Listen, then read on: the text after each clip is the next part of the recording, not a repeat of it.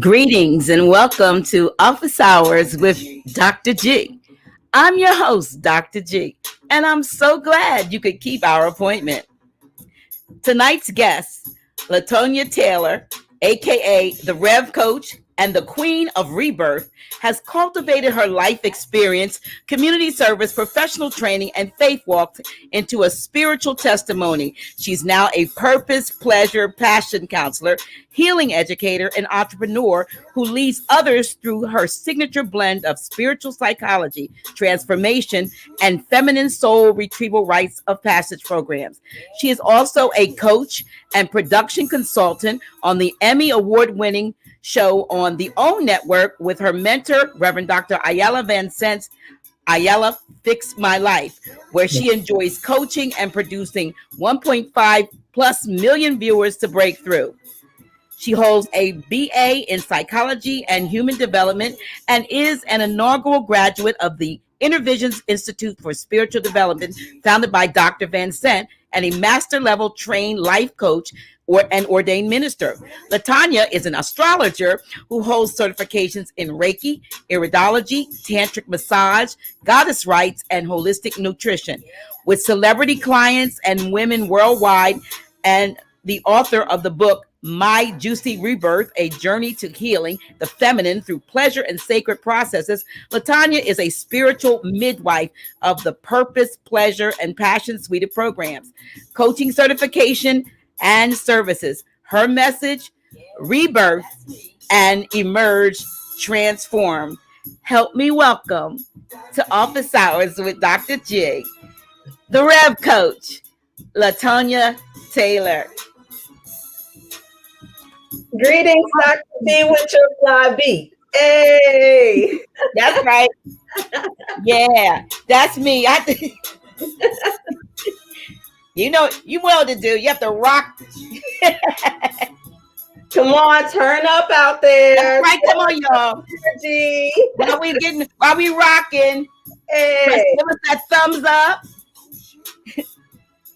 If you haven't subscribe to our channel and share. Welcome to Office Hours with Dr. G. Thank you, Dr.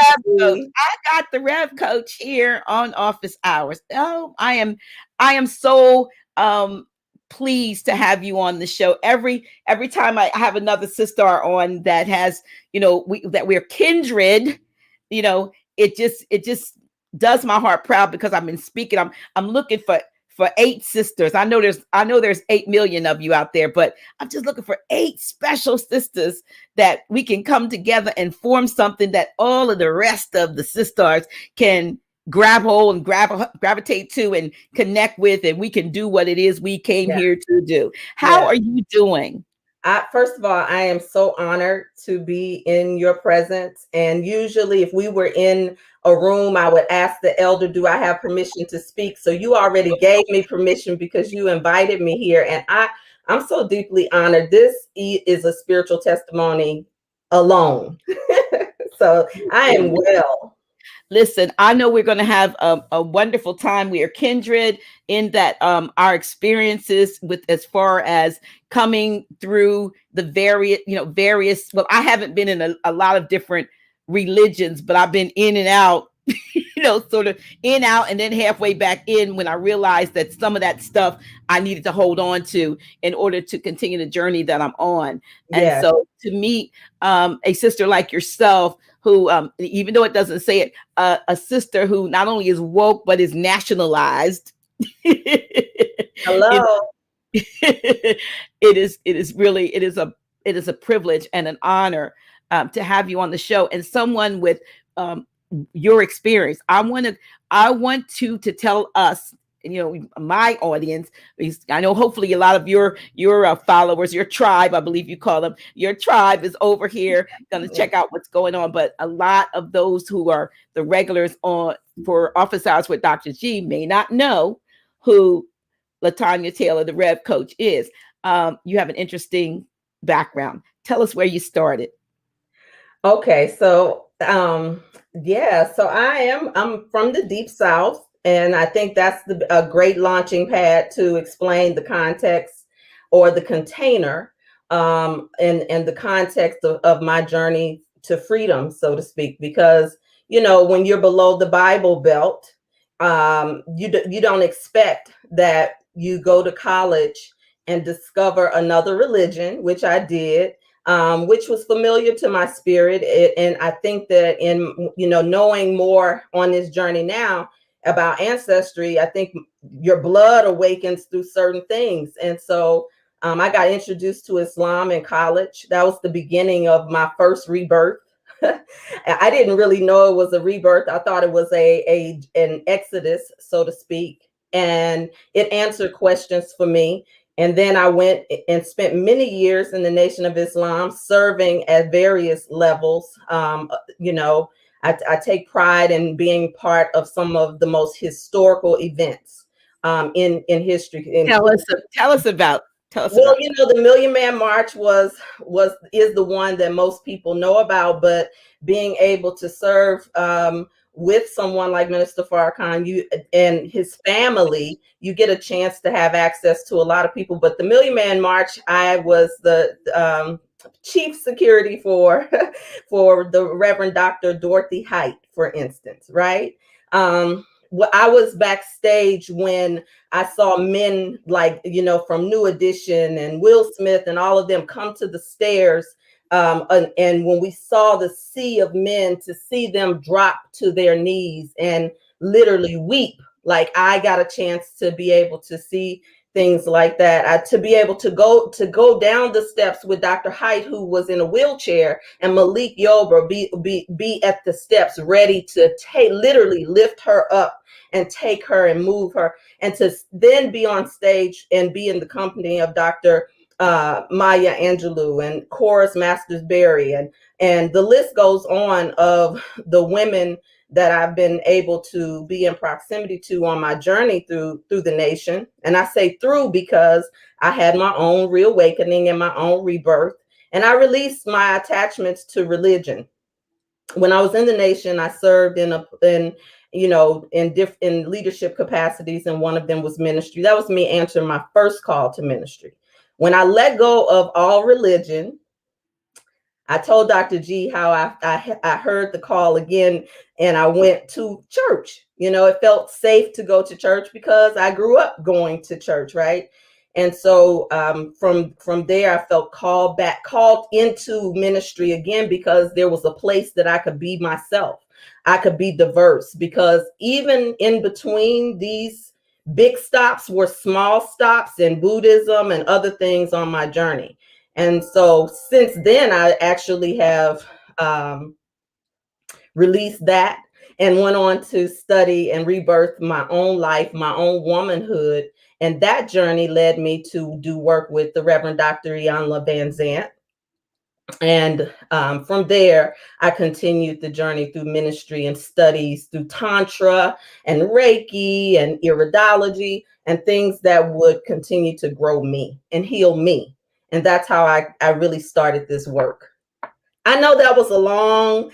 I think you shortened it. I really did. I think you shortened it, but no, it's just the fact of the matter is that you've made a journey. You have enough experience to make an informed choice and to make an informed decision and informed decisions, I would say, about the direction in which you feel like you came here to follow. So many people spend their whole lives either going around in circles or fulfilling other people's dreams and other people's ambitions, and never really settle down to do what it is they're called to do. And sometimes they realize it later in life, like me. I was I was well over 50 when I decided to hear and the call, because we call this call to be free. The call to be free. The call to be free. The call to be free. And everybody, listening, and who's going to it's here on this live or is going to see this in replay, has been called to be free. Yes. Everybody's been called, but few choose to answer. There you go. There you go. I know we hear the, in the scripture, many are called, but few are chosen. But I would correct that and say many are called, like you said, but few choose to answer the call. Yeah, let me say that the other part of my journey that, from going on to being a Muslim, to being free, to not wanting to have anything to do with religion, then into a Christian ministry that is a liberation theology center that made a space and a home for all people from all walks of life, was the model that was being born in my heart. I'm so honored that I've had a chance to be in proximity to the elders like Minister Farrakhan, his family, and all those that he attracted, and even the Grand Sheik. Like, for me to be here is full circle, because it makes sense, the journey that I've been on. And the reason why I'm so passionate about this is because I remember before I got my wings, being on the other side, asking questions, being skeptical. And I couldn't be here to this place of, you say, nationalized, if it were not for my husband, if it were not for our spiritual partnership and our journey. I wouldn't be sitting here talking to you and so excited when I heard the Grand Sheik's voice on the other day, because I know that this is being used for something bigger, because I always think about the person that's sitting at home that does not comment. They're reading the comments, and they sometimes see people who represent this birthright that we talk about in ways that is a repellent, is not attractive. And I know, because I was on the other side where it wasn't attractive to me initially. It repelled me. But because I had enough in me, I had enough word in me, I had enough study in me in terms of all types of texts, Bible, Quran, dictionary. I knew how to study. I had a good discipline. Like when I first came into truth, I would go and study at Southern University. Shout out to the Southern University Jaguars. I would go to into the library, and I would sit and exegete the text, Dr. G, before I got ordained. Look, I would exegete the text. I want to know, what does that mean? And I would go and I would dig in, and I was starting to get revelation that I felt like I couldn't talk to anybody about. That's how my life has always been. And I believe that I'm called to the people who are called to be free, and the leaders who are called to lead. And there are too many ministers. You know where I'm going with this. There are too many ministers like me who know the truth, but you are pretending not to know. Okay, I'm not trying to go there already. We're not going to get started already. But we've talked about this, and that is absolutely a problem. You and I both know of ministers, men and women, who will profess the truth in private, but in public, that is not. They will. They take on the dogmatic persona, and they teach the dogma that they don't believe, they themselves don't believe in. And I believe we're in a time now. A few years ago, I almost feel like coming out. I came out, so to speak, in 2010.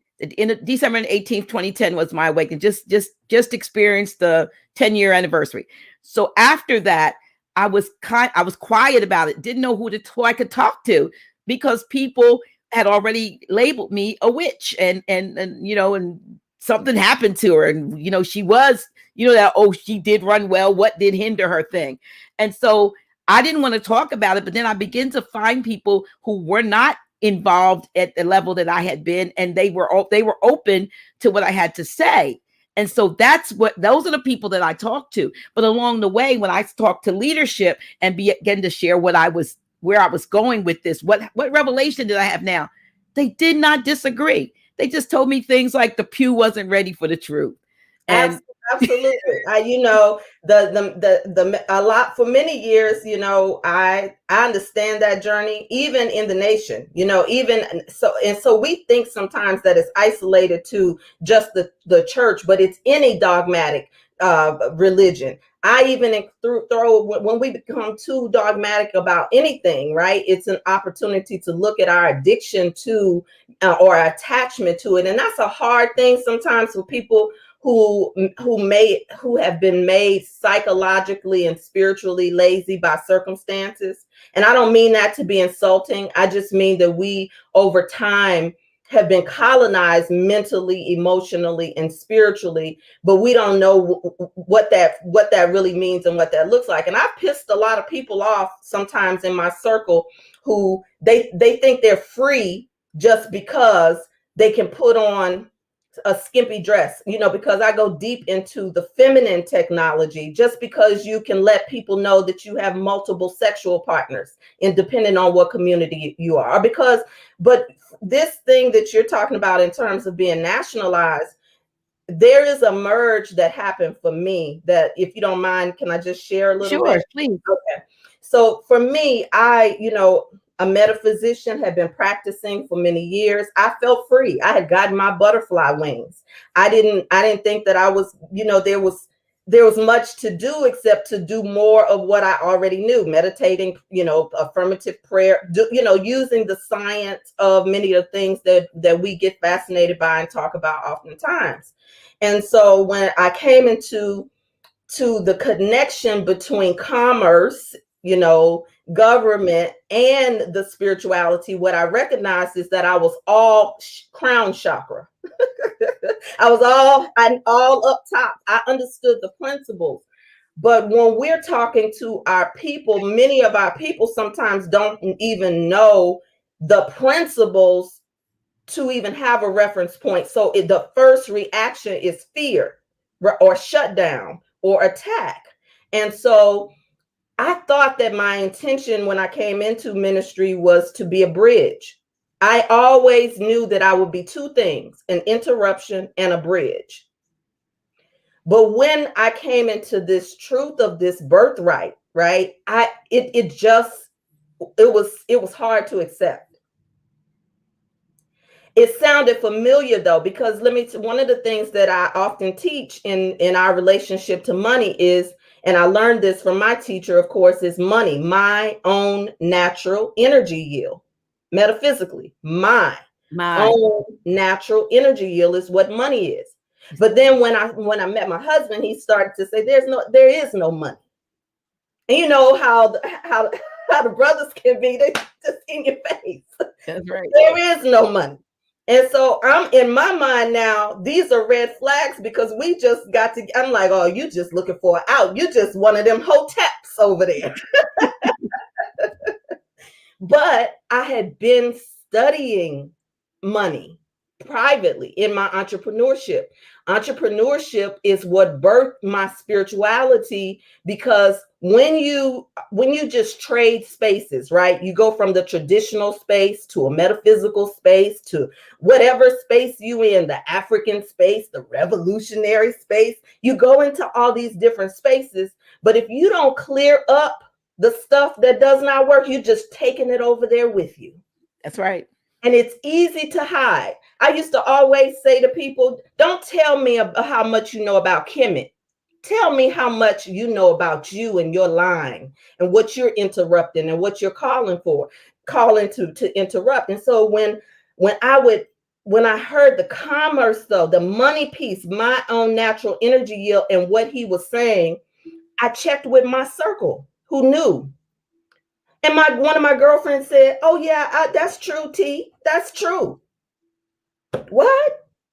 I'm like, you've been saying this for years, but why didn't you tell it to me like this?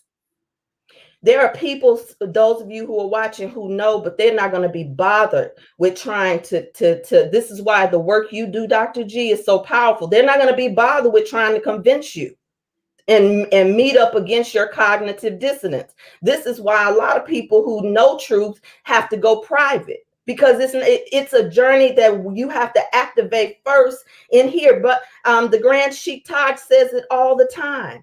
Most people come in here looking for the paperwork as an out, not an in.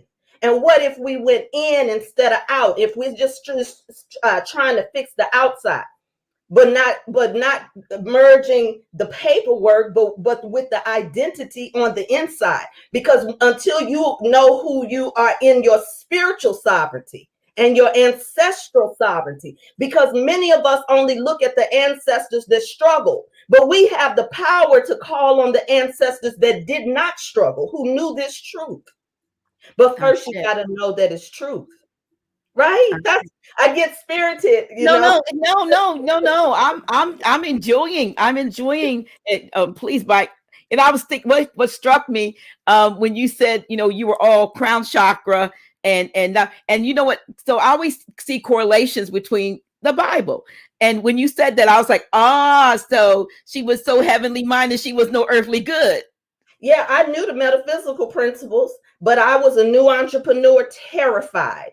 I knew when it was time, that's when the rubber met the road. It was time. Listen, Dr. G, you'll get this. You'll get this, and any minister that's watching, anybody who's taking this entrepreneurial journey. It's one thing to talk about faith. It's another thing to preach about faith. And it's a whole other thing to study about faith. But it's another ball game when you got to walk that thing out. When you have to walk out there, take a leap, and do not know whether you will land softly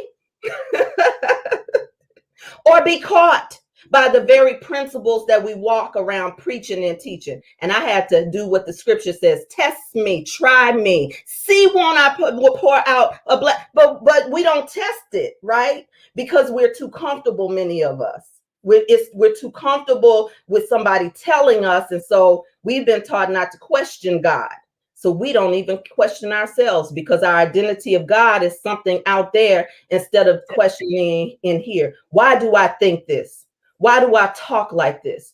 Why do I believe this? And so, one of the things is I started shifting. I recorded the day that I was released from the contract. I made a recording, and it was about shifting everything.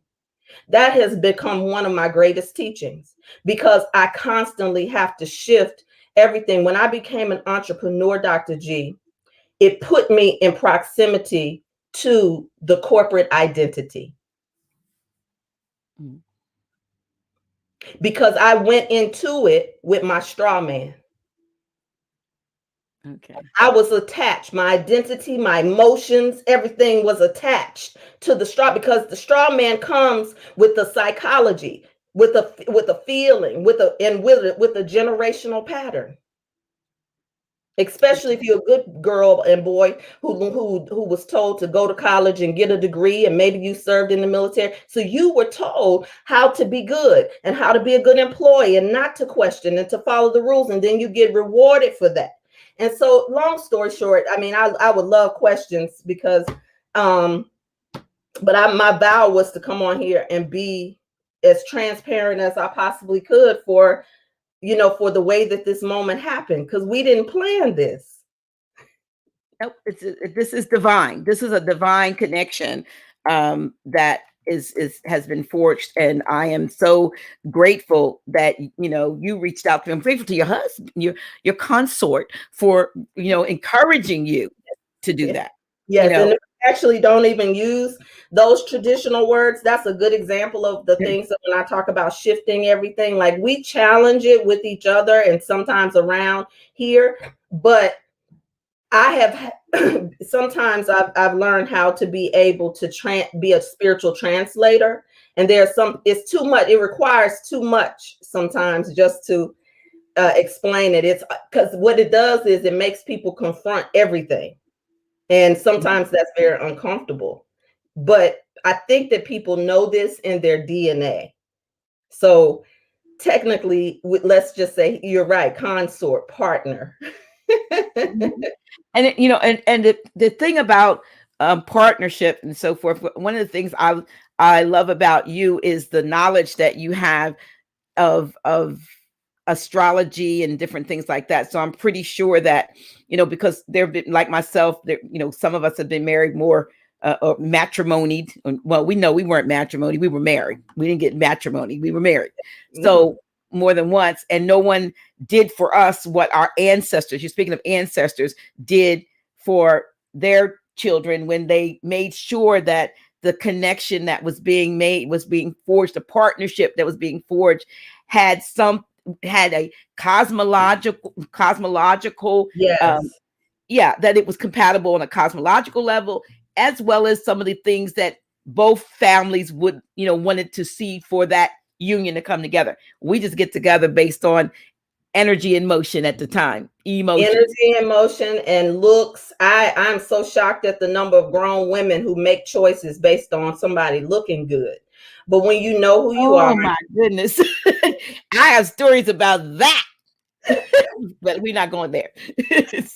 but when you know who you are, and I do want to say, had I not activated my feminine, it is my feminine, my womb space, my orgasm, my setting myself free sensually, and making the connection with the spirituality in my body, the spirituality of my feminine lineage, through literally little things like talking to my womb to break the pain and the hurt of a heartbroken little girl who needed answers but could not get answers from the living people. So something in me said, talk to the ones who walk with you.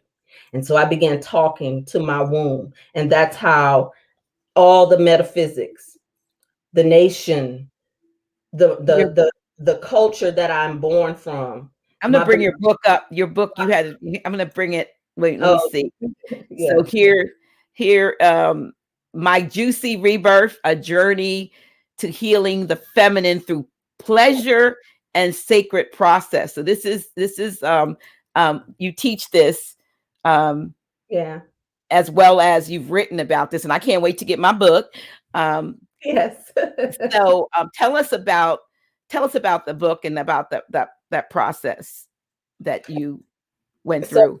So after this was before I actually met my husband. I actually know that we're so powerful as women that we can set things into motion the moment that we declare ourselves free from certain patterns, right? And so I actually was in a marriage, and I woke and I was on this journey to do what the good girl did. I got the husband. Now I want to get pregnant. I want to do these things. And what it did was it put me in touch with my womb and some events of my womb. And so I started to pursue, with my doctor, my OBGYN. And every time I would go to an appointment, because I'm doing so much other spiritual work, every time I would go to an appointment, I would get what I call a download. I would hear from spirit. I actually feel like the oracle, the channel in me was awakened, and I would continue to do those womb prayers. And literally, I knew that I was out of integrity with my truth, which was I should not have married the man that I was with. So I kept asking myself, how did I get here? How did I get here? With all LaTonya, how do you get here? And I had to just stay with myself to go through surgery, recovery, and a whole bunch of other things. But by this time, my best friend is saying the best way to heal is through pleasure.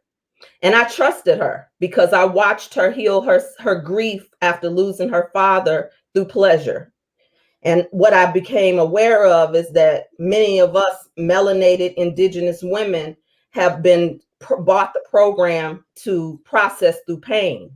But pleasure is what really rebirthed me and delivered me. I was able to manifest money that I didn't see or have. I was able to go and experience my sensuality literally just by showing my legs. I didn't even know, Dr. J. I thought that I had my wings. And my girlfriend went with me on getting ready for a Miami trip. And she said, get the short one. And I said, get the short one. And I got the short one, and every time I get ready, now I'm ready to show these legs now, because I used to look at my mother's legs and think, oh, she has Tina Turner legs, but I didn't think that was me. And so basically, I started to fall in love with the things about myself as a little girl that I didn't know were assets. And that started to open my prayer language. My prayer language started to change. And I began to call on the feminine aspects of my bloodline. And that gave me answers, because my mother, I wanted answers from my mother. I heard PJ and Dr. Dr. Schaefer talk about the mother. I think that the mother is a powerful starting point. I know that many of us like to study Tantra and sex magic, but when you get to a place where when the performance is over, there's a part of you now that you got to go into your potency. And what I know is when you are practicing real tantric healing, sexual magic with yourself, you're going to open up something in yourself. And if you're playing with it, sometimes you're not able to close that. And so I think those things that I experienced, and being able to be on the journey with responsible elders and teachers, helped me to feel safe to explore. And I just found that in your breath, there's a communication with God. In your sound, there's a communication with God. So when we've been taught that our senses are sinful, who taught us that? Who created that? So I had to study. I did my research. Well, if I did the research now, that qualifies me to start sharing it with somebody, because what I learned is that a lot of us do not want to do the research. We just want the magic bullet. You're right. You're right. We want somebody else to do it. Yeah. We want the end result. We don't want the journey. We just want the destination.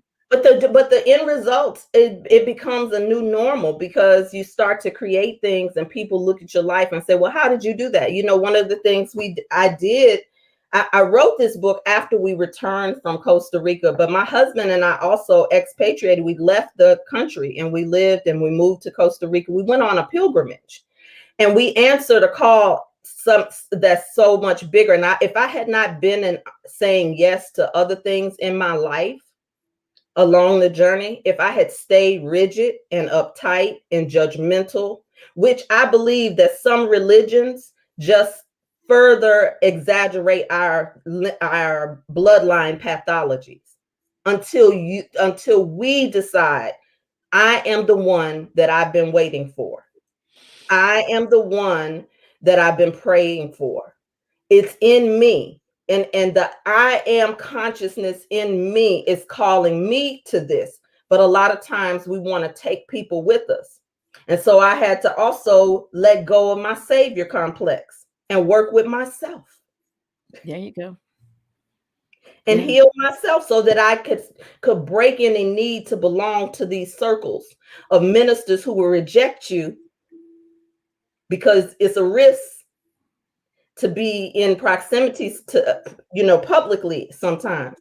So I had to find inner authority in this journey. But after I found it, I recognized that it was by design.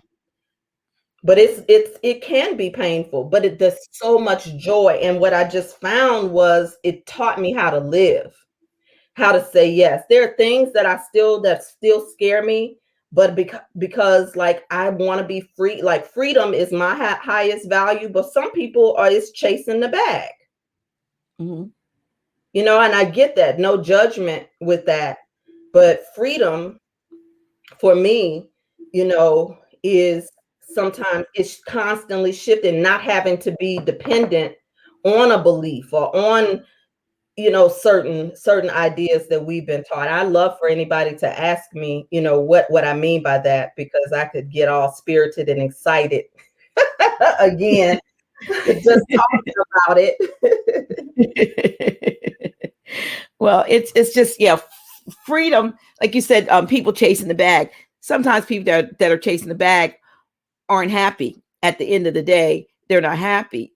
There's a certain amount of, not a certain amount. One has to be doing what one has contracted to do. In other words, we do these contracts, and people don't realize, like, you want to understand about contracts, you better learn about that first contract, the one you made when you came here, because most of us have breached it just by ignorance of not even knowing that there was a contract. So what is it that I came here to do is the most important question to ask oneself, and then to do whatever it might take in order to get that answer, and then to to go in that direction. And a lot of times it may take you against the grain. It took me eventually, it was like, let me get you endeared to some people, but then let me show you what rejection means, because I'm going to snatch you out of it. And now you're going to have to walk this path alone. And you're going to have to, walk by faith. You're going to have to go inside. You're going to find out that, the door is being knocked on inside of you. So yeah, that's where you got to look, not out here. So once you begin to do that, the universe does do such things as opening doors, making pathways, making connections, divine connections that you already made a contract with, but they were just waiting for you to line up with timing and so forth, timing, so to speak. But you have these connections and you've made these contracts in, eternity past. And when you recognize it, when you get with certain people, like for instance, my question is, how did you come to work with Dr. Iyanla Vanzant to become a counselor on Iyanla Fix My, and you still are, right? Yes. Okay. So I was going to Her to Heal and do my own work. I was in Chicago, fully covered. There's somebody watching who knew me when I was Sister Captain LaTanya to somebody, or Sister Minister LaTanya to somebody, and I was in the nation, and I was asking a lot of womanly questions. I was a young wife. In the nation, you tend to get married early. You court, and you don't court long. That's just the general orders and the rules of conduct for the nation. And so I got married when I was 19 years old, because I wanted to follow those rules and be, in that journey. And so when I started to ask questions inside myself, I was in leadership with women 3 times my age who didn't like me.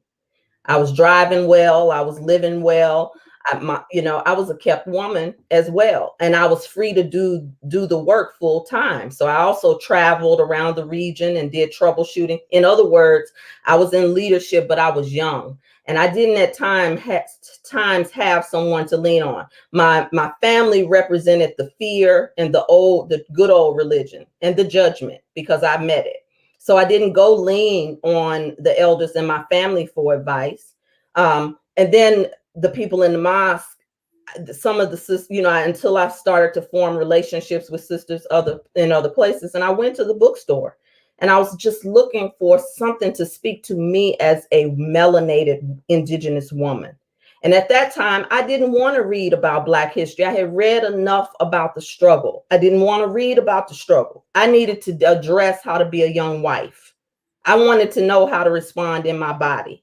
I needed to know how to deal with the things that were happening inside of me. And Iyanla's book was the only book on the shelf.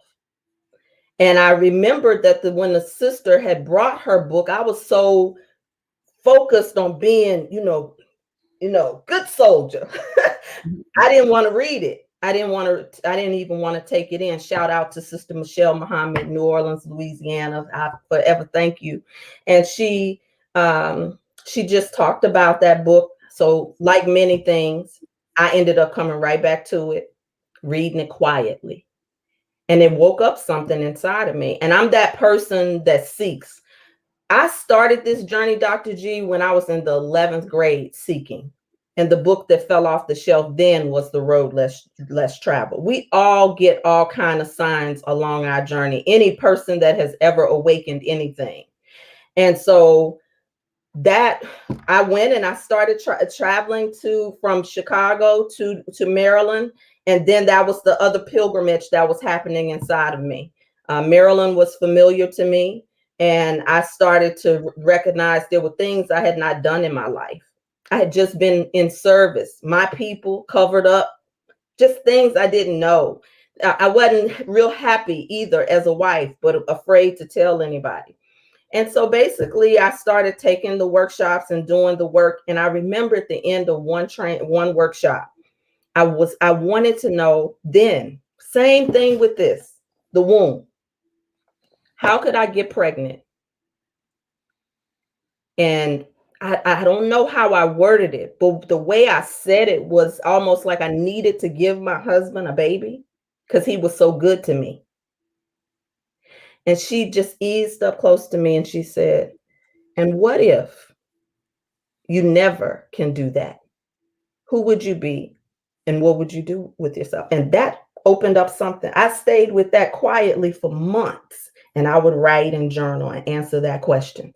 And I faced my fears in the journaling, and I listen and feed myself daily, studying again, listen and principles and listen. And I could no longer live a lie. And that was how I started learning other modalities until she opened the inaugural class of what's now the Intervisions Institute. And I remember when I asked her, could I come and study with her? She said, I don't have anything to put you in, you know? And I said, but can I just come? And I would fly from Chicago and volunteer, take every training she had. I would fly in, and then eventually I moved and I would serve the team. That's how come it's real interesting to see these millennials right now who just see they come and they take a workshop, they want to copycat, but they've been through no process. They have no accountability. And so that is gold right now when you can get into a room full of midwives. And I got a chance to get introduced to crystal healers and doctors. I mean, real doctors, women who were able to lay hands on you, but they also could go in the clinic. They were all on Iyanla's team. They became my midwives. There was a sensuista on the team. Shout out to Danny Stilwell, who told me how to be a holy hoe. What is a holy hoe? Well, a holy hoe is a holy one, because we get to define what other people have made profane. We get to make it holy. That was the beginning of my juicy. And I began to play with all time, ask my sister's question. It was a woman who said, that's too big for you. You have a shape, show it. Just like it was a woman that day in the closet who said, show your legs, do this. And so I also believe in the principle of sisterhood. And this even is, I was telling you about this picture because this is the three goddesses, right? And we actually did this on Iyanla Fix My Life with Lisa Ray. So if you saw the Lisa Ray show, if you're watching, go back and watch the Lisa Ray show, especially if you have been dogmatic. Go watch how you, who may have studied the goddesses, see how we translated it for 1.5 million who don't know anything about that and who will think that you are a witch. But what we did was a practical demonstration of healing the generational line, or at least opening the possibility of healing, starting with the mother. Lisa Ray had a mother wound, and probably her mother. But it's not about the actress or the person in front of you. It's about can you watch and follow your story and ask those questions to yourself and open those conversations with your family members. That's why we do that work. That's amazing.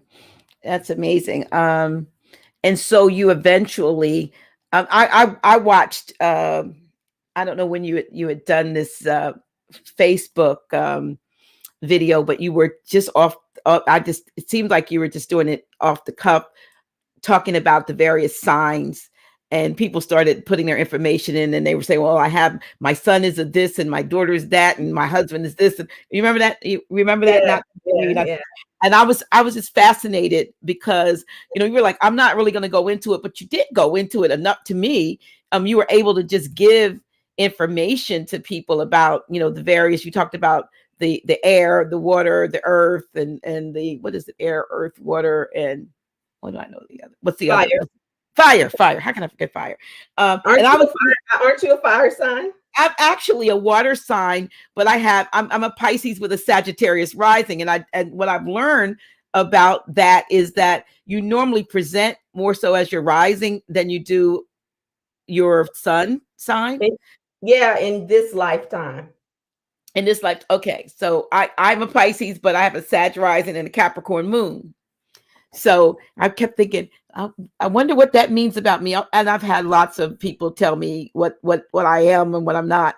But it was just interesting to see you just talking with and sharing with your audience at that level about what's going on. Can you tell us? I'm segueing. I'm just doing a little transition. We'll get back to some of the other things. But can you tell us what we're seeing? I mean, because you were talking about retrograde. Um, I think you were talking about what was it? Yeah, I was talking about retrograde energy because right now we're getting ready to go into the commercial love energy called Valentine's Day, right? Which Mm-hmm. which all you have to do is do a little research and see why I said the commercial thing that we lend our money to. But the energy of love is nevertheless in the air. People think about love, especially with social media. So isn't it ironic that there is going to be right before this big event of this new moon with the 7 planets that are going to be in Aquarius, that there is going to also be a conjunct with Venus, right? And so that means that we really are going to have to face our love and relationship issues, conversations. And a lot of times when we think about love, yes, it's easy to think about just your romantic love, erotic love, or partnered love. But all of our love conversations start, in the womb. That's how we're taught to love, particularly girls. When in terms of fatherlessness or daddylessness, according to what the statistics say. But that's a good example of when I say question everything. Anything that see, I this is an interesting time though. Let me stay focused because I was about to go. Let me go there. Let me not go there. But yes, this is the season, this retrograde energy, where we slow down and we revisit the mystery schools. We revisit the mystery schools. And the mystery schools are the ones that are in us. It's not about something outside. It's that will is the key. If many of us had learned the will the first 7 years of our life, we wouldn't spend the next 20 years trying to find ourselves. Children would know in the first 7 years of their life basically how to deal with self. Isn't it interesting that the Catholic Church had said, one of the popes, give me the child for this first 7 years and I'll show you the man. In other words, they would, in that first 7 years, it's such an important period of laying down foundational, I guess, principles in a being, that after that, it happens just by rote. You don't have to do anything. Once you put that 7 year pattern, you get that in, it just keeps it's a self-fulfilling prophecy, so to speak. And that's for anything. And so that means as long as you've been asleep, if I've been asleep for seven times 7 years, right? And then we get impatient with ourselves in our journey and wanting to be on the other side of certain things, but we're waking up layers of ancient memory, ancient knowingness, things that are in our DNA when we begin to say yes to our divine design. And I say, when I connect that to the feminine knowing as well, because your chart speaks in masculine and feminine. And so being able to look at, so if a woman, for instance, has a lot of masculinity in her chart through the signs, the mystery schools, then she may be here in this earth mystery school to learn how to access her feminine. That's her lesson, or vice versa.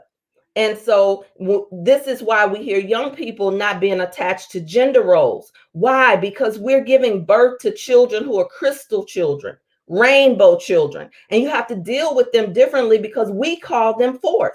So it's naturally within us and their vibration is higher than ours, some of them. But that's why it's such a war on their minds right now, and the distraction, and the pathology that we see in our communities.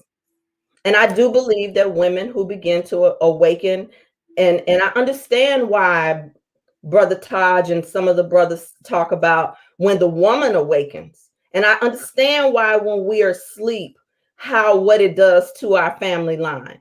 I understand so much more now. And that's why, Dr. G, your work, I just want to give you your flowers. What you're doing consistently every week, the fact that you represent your voice, you are serving in a pulpit.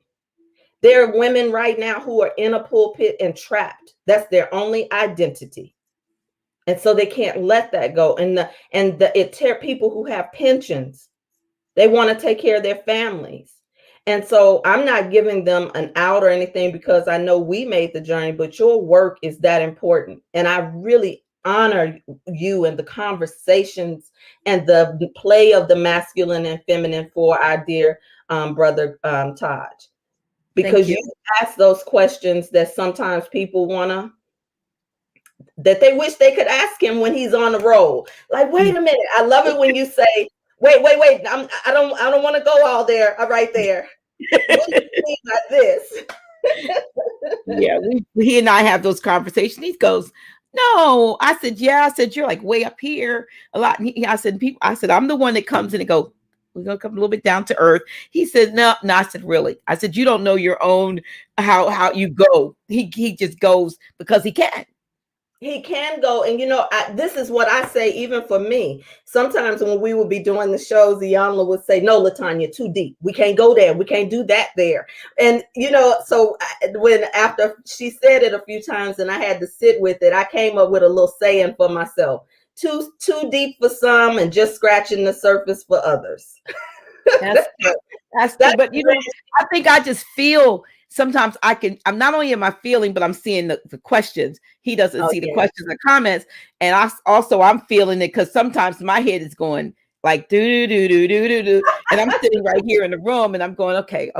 And then I hear the voice say, this is what he's saying. So get him to say it this way.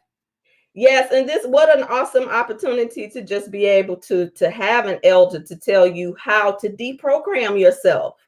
You have to go and study, because the cognitive and he taught, and I told you I study, right? But when I got in his presence one time and nervous and still on the cusp, and he literally took me to the word and then showed me the law, the law, that's researchable.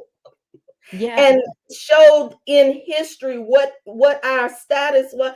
I read it. He said, read it again. And I read it out loud. And it was almost as if he knew the moment that it clicked.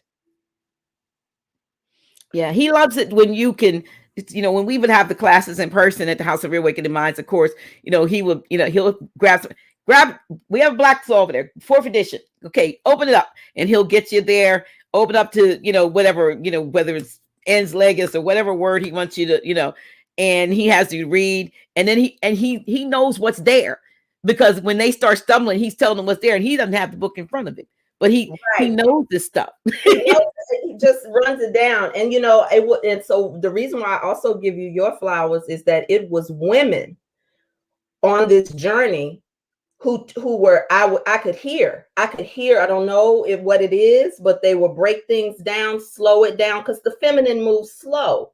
We're visual, and we do take notes and trying to understand certain things when it's highly technical.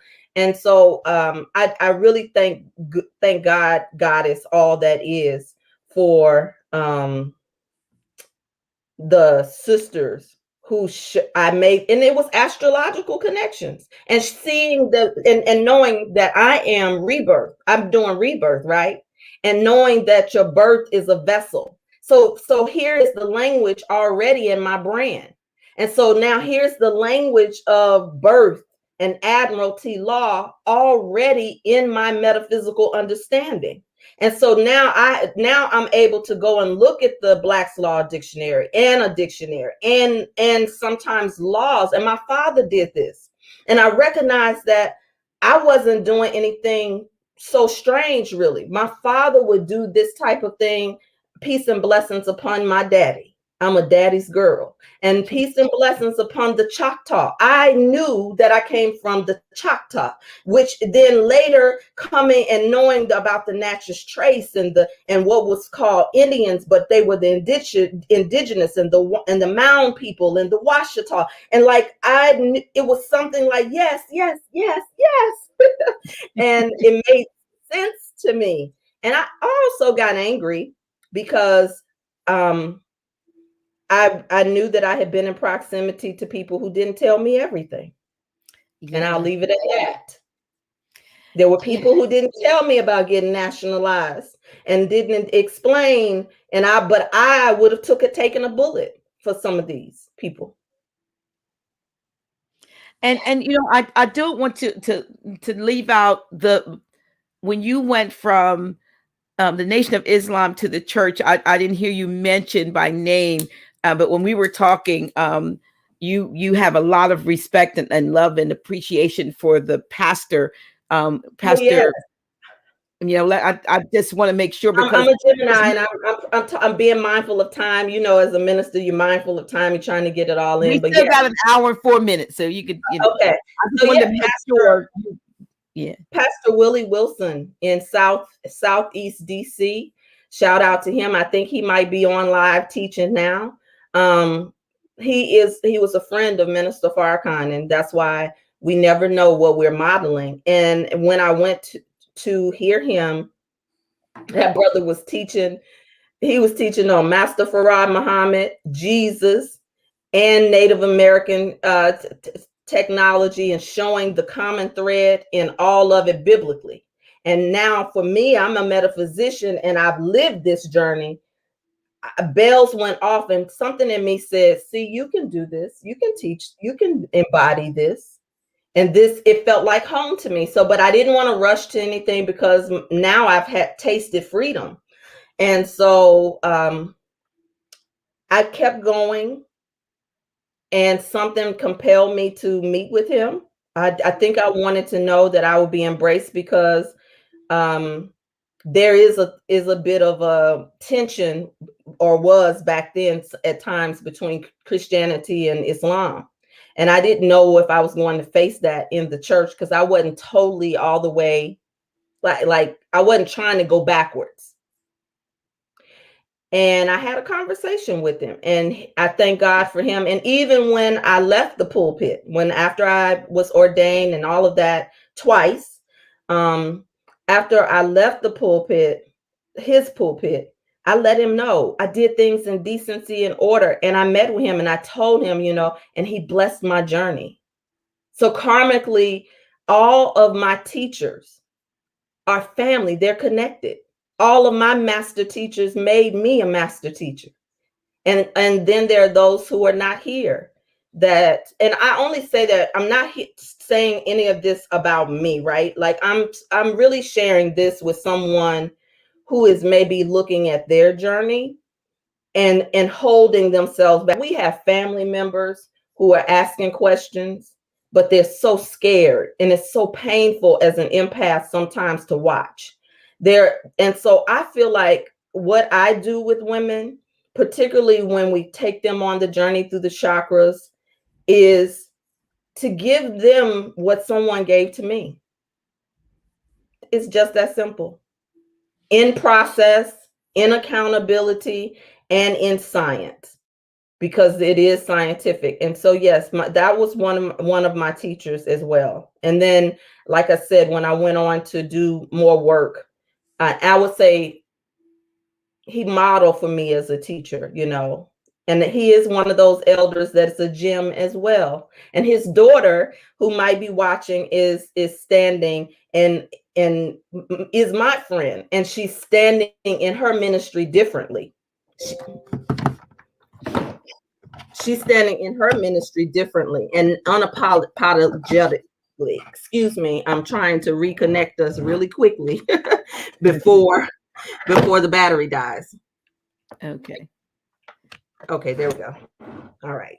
There is something, I don't know if one thing that 2020 did, when they talk about vision, 2020 vision, I think it opened the eyes of a lot of people to the possibility, or no, to the reality, that there was more than what they had been given, that they too had not been given all of the information, and had not had, the wisdom and knowledge that should have been given to them early on, that while they thought they were now eating meat, strong meat, they were still, not only were they on milk, it was watered down milk, because it was yeah.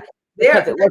I don't know though, Dr. G. I really empathize with a lot of the light workers, change agents, occultists, who had to just really shore up their discipline, because, and this is something I remember talking to the Grand Sheik about. Our people will be the very ones who will condemn you, attack you, and turn on you. And so you have to be careful and wise in those environments, unless that's your assignment. That's not, and that's not my assignment, to be always in your face. I used to post all the time, oh, it's a distraction, this and that, do that. Child, the people who are on this journey, who want to awaken, will. That's right. And those who don't, some of them are dangerous.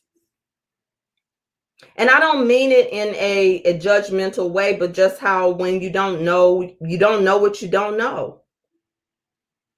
And so there's a universal law for that too. And we're seeing the universe, we're seeing the cosmos in some ways cleanse, detox, if you will.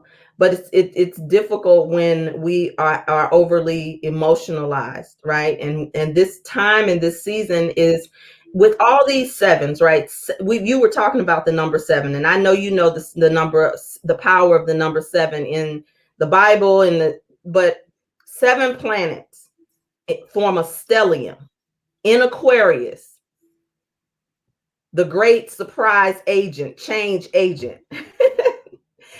There has to be reawakening. There has to be a time for us to look within. We have to start asking some questions about what's going on. How is it that they were able to gather in Miami, but you can't go see your mama? All right. They could go. It was safe for however many. 25,000. They said 25,000 only, and they put an only in front of it. Only 25,000 were going to enter the state. Somehow, and we let these same people put needles in us without any type of question. The divide and conquer. We divide and conquer is the greatest game on earth.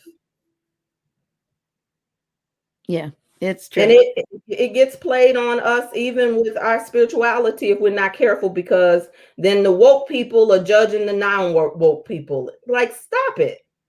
Have some compassion. If you did not come out of the womb already woke, then there ought to be some love. And I do, that's a principle of that noble Drew Ali taught. Love, truth, peace, freedom, and justice. Absolutely. And when you talk about freedom, yet think in terms of it, most of our lives, we depend on where you were born. Here in the US, until last year or so, I would say most people thought they were free. They thought, I'm not talking about the ancestors that had some knowledge of when slavery was more apparent, or chattel slavery, or whatever was, indentured servanthood. I'm talking about anyone my age, which is, 65, almost 66. I knew a little bit about the Jim Crowism. I remember, seeing as a little girl here, colored water fountains. I do, because I was born in 55. So I remember that for a little bit, but for the most part, it just disappeared and we were just free. Or were we? They just moved, I said, the bars so far out. The how they have the wire around the electric fence, and you just, as long as you don't touch it, you don't know that you're encaged. And so they moved it out in their, in the things, in the rhetoric and whatever, but we were never free. We were never free. Yeah. That I agree it, but I have to shout out, we did a show on Fix My Life around the generations, and you had mentioned earlier how you are a baby boomer. Yes. And I'm behind you, and then we have the millennials, and now we have generation I'm generation X, then we have generation Y, and I believe the upcoming one is Z. And I love the fact that many of them are the ones out there pushing business. Right now, you could go on Instagram and people are posting how to open an LLC and to move over, to access the corporation. It's all over. It's conversation about legacy and all of that. So I do think it's happening, but the cord has not been cut to some things that keep us returning to the false identity in law in terms of our status.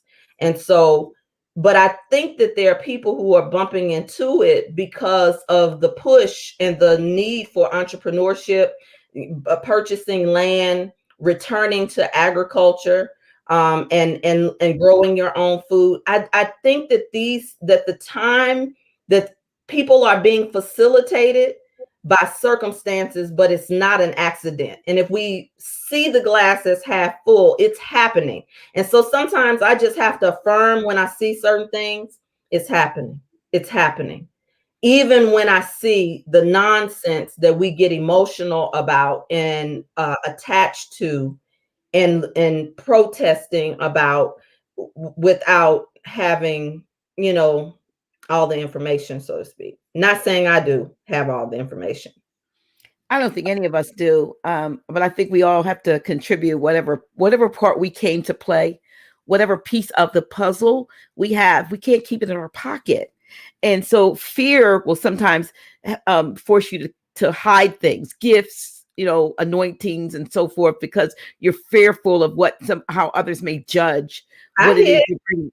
Yeah, and so for many years, there are a lot of brethren that are watching and listening that will if they were honest, will have to say, yeah, there are things I always wanted to do, but I was afraid I wouldn't be accepted, or it wasn't the thing that my parents or my family wanted for me, or it wasn't the thing that my teachers, instructors said I couldn't be that, but yet that was what was in you from a child to be. So it must have been what you came here to do.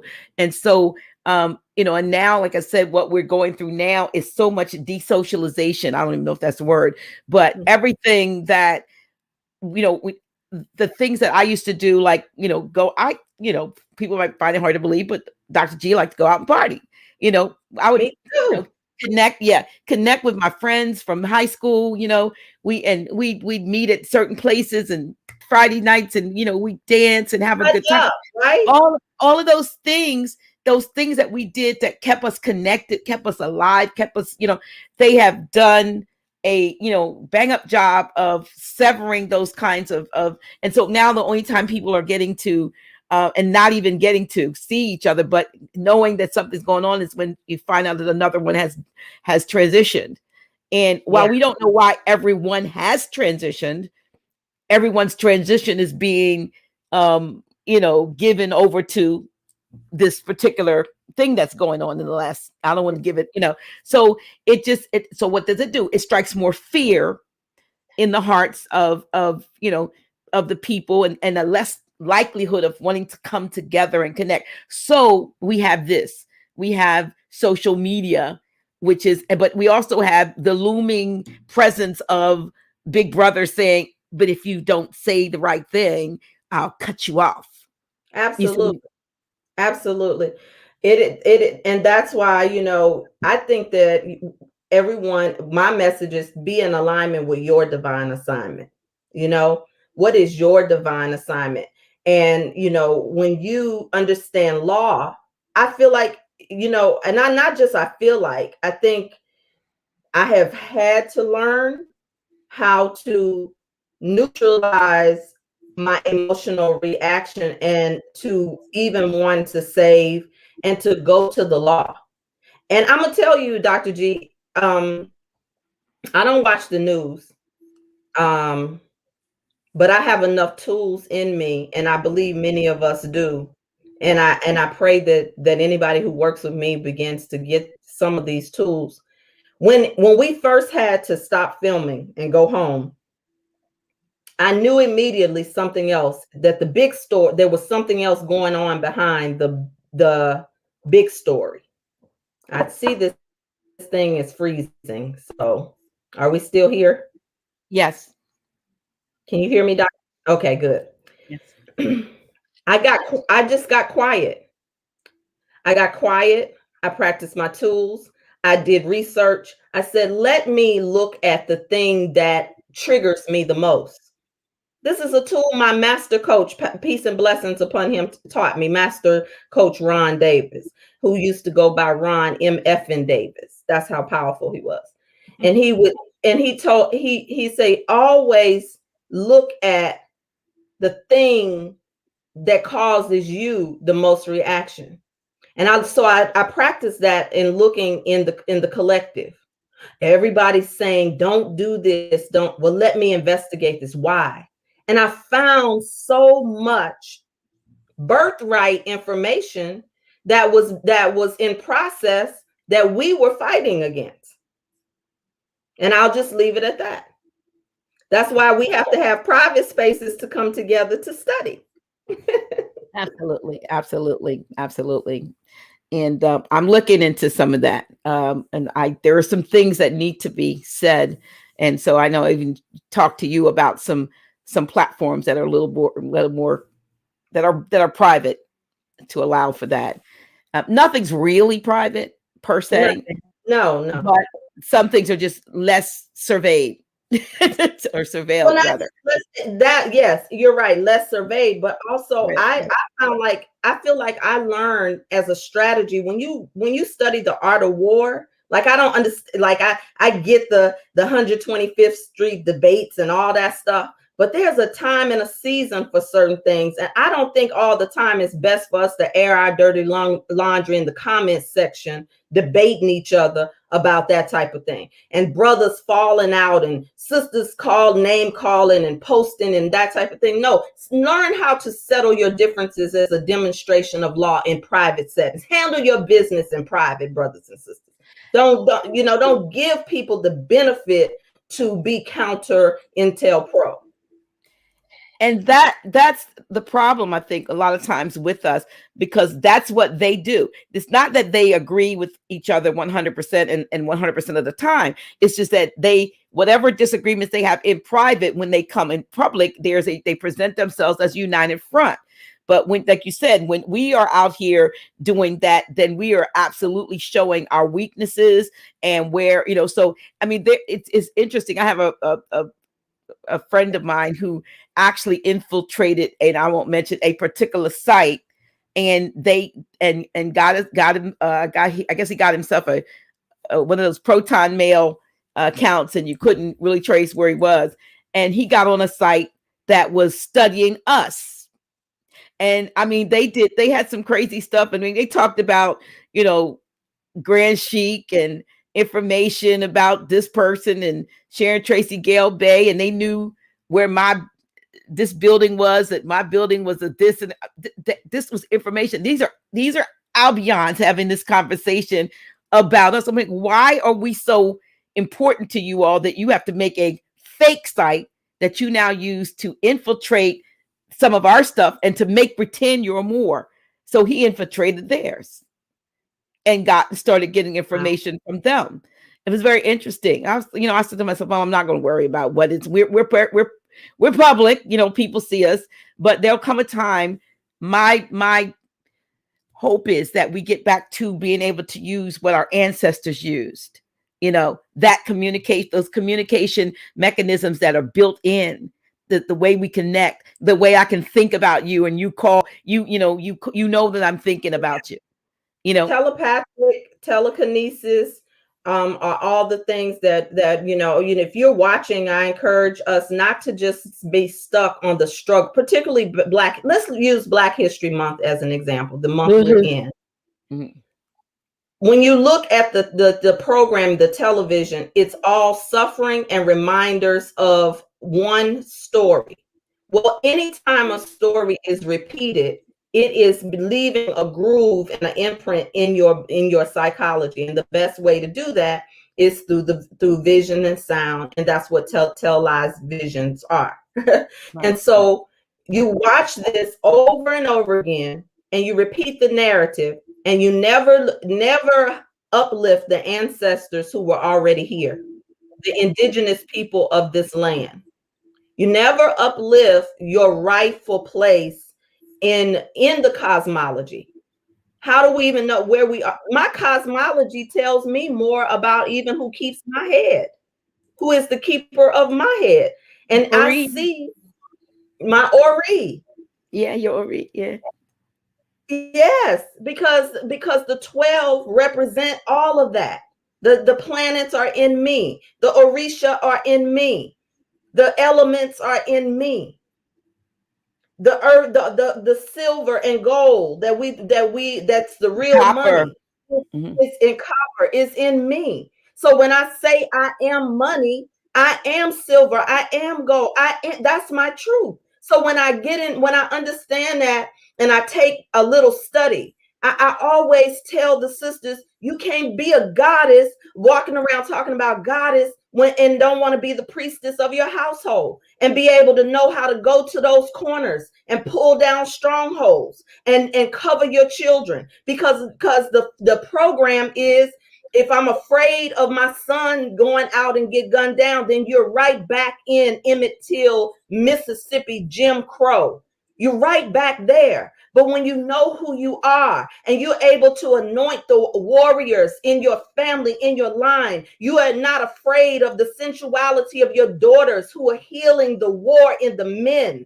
Then when we understand who we are, then we can become powerful right at home. But many of us had to come home and find that our home was not in order. Our psychology was not in order. And I understand it. Because when I had to come home and figure out my entrepreneurship, I had to get quiet. I couldn't talk to anybody. When I had to figure out, because now online is popular. I know I'm a forerunner. I know I'm an interrupter. But I've had a ministry online for 3 years, Dr. G, quietly, kind of hiding, kind of not. Mm-hmm. You public. I because I wasn't trying to force myself into doors that were not naturally open for me, but the doors that the ancestors open, no man can close. I didn't try to position myself to be on Iyanla Fix My Life, even though I walked with her for 20 years. And I get inboxes, how you get on TV all day long. People who just declared themselves a coach, a minister.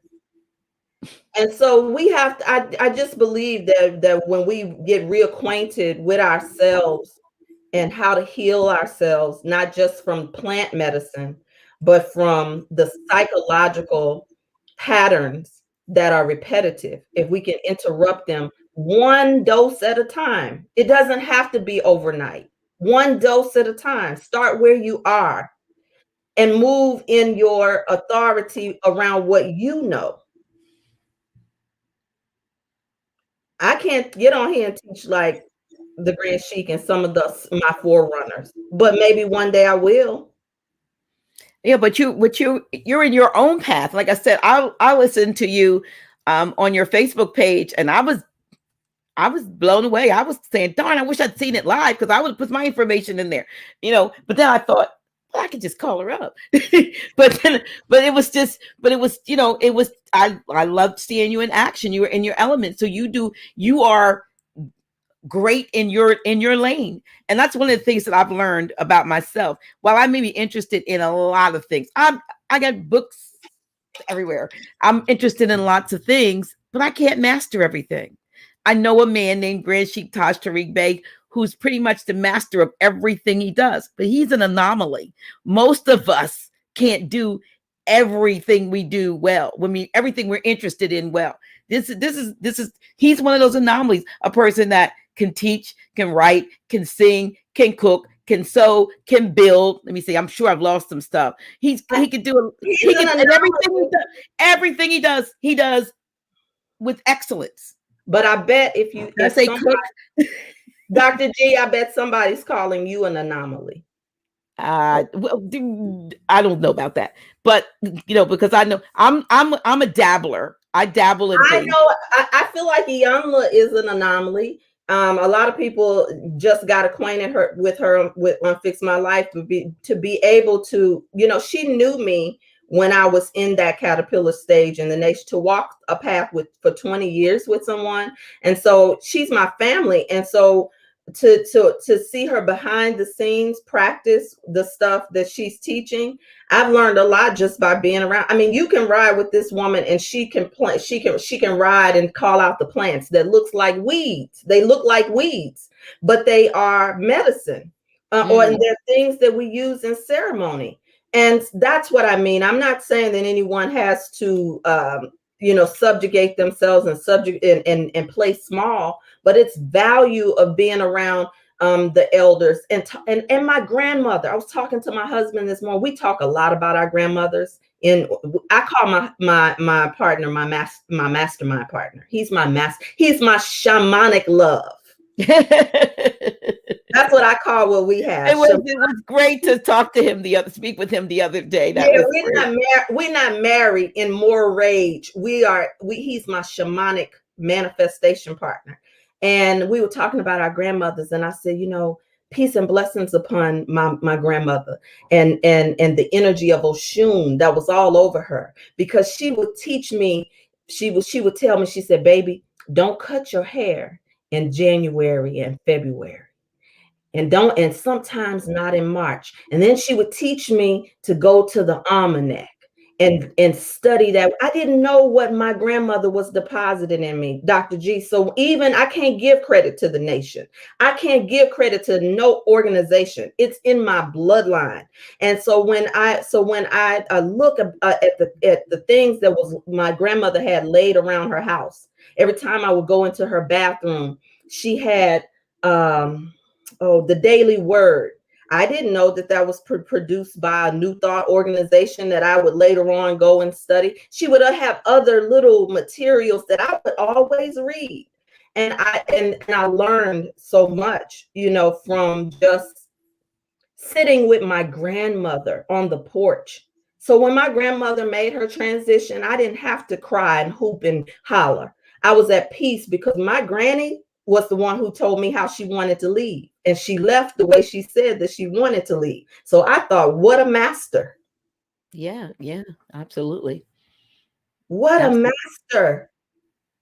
And the more I call on them, when I get upset with my mother, with my mother wound, when my mother wound gets triggered, I had to learn how to govern myself, my mouth, my hurt, and not dump it out on her or look for her to change. I would get to my altar and I would talk to my great grandmother, who's not here on the planet. But I'd say, Mama, this granny, this is your daughter. I don't want to be disrespectful to her. Help me with her. Help her to hear what I'm saying. Help us.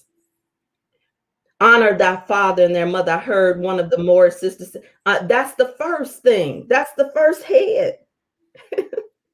And I couldn't understand that, because when you haven't felt like you've done well by authority, people in authority, how do you do that? And that's the beginning of just little things that we tap into. So this thing that you all have been told about witchcraft, and I even thought that Moorish meant that it was a Muslim dogma, you know what I mean? Like a organized religion. I had to study to understand what I was saying, but I was already saying I was indigenous and knew that I was indigenous. My daddy taught me that.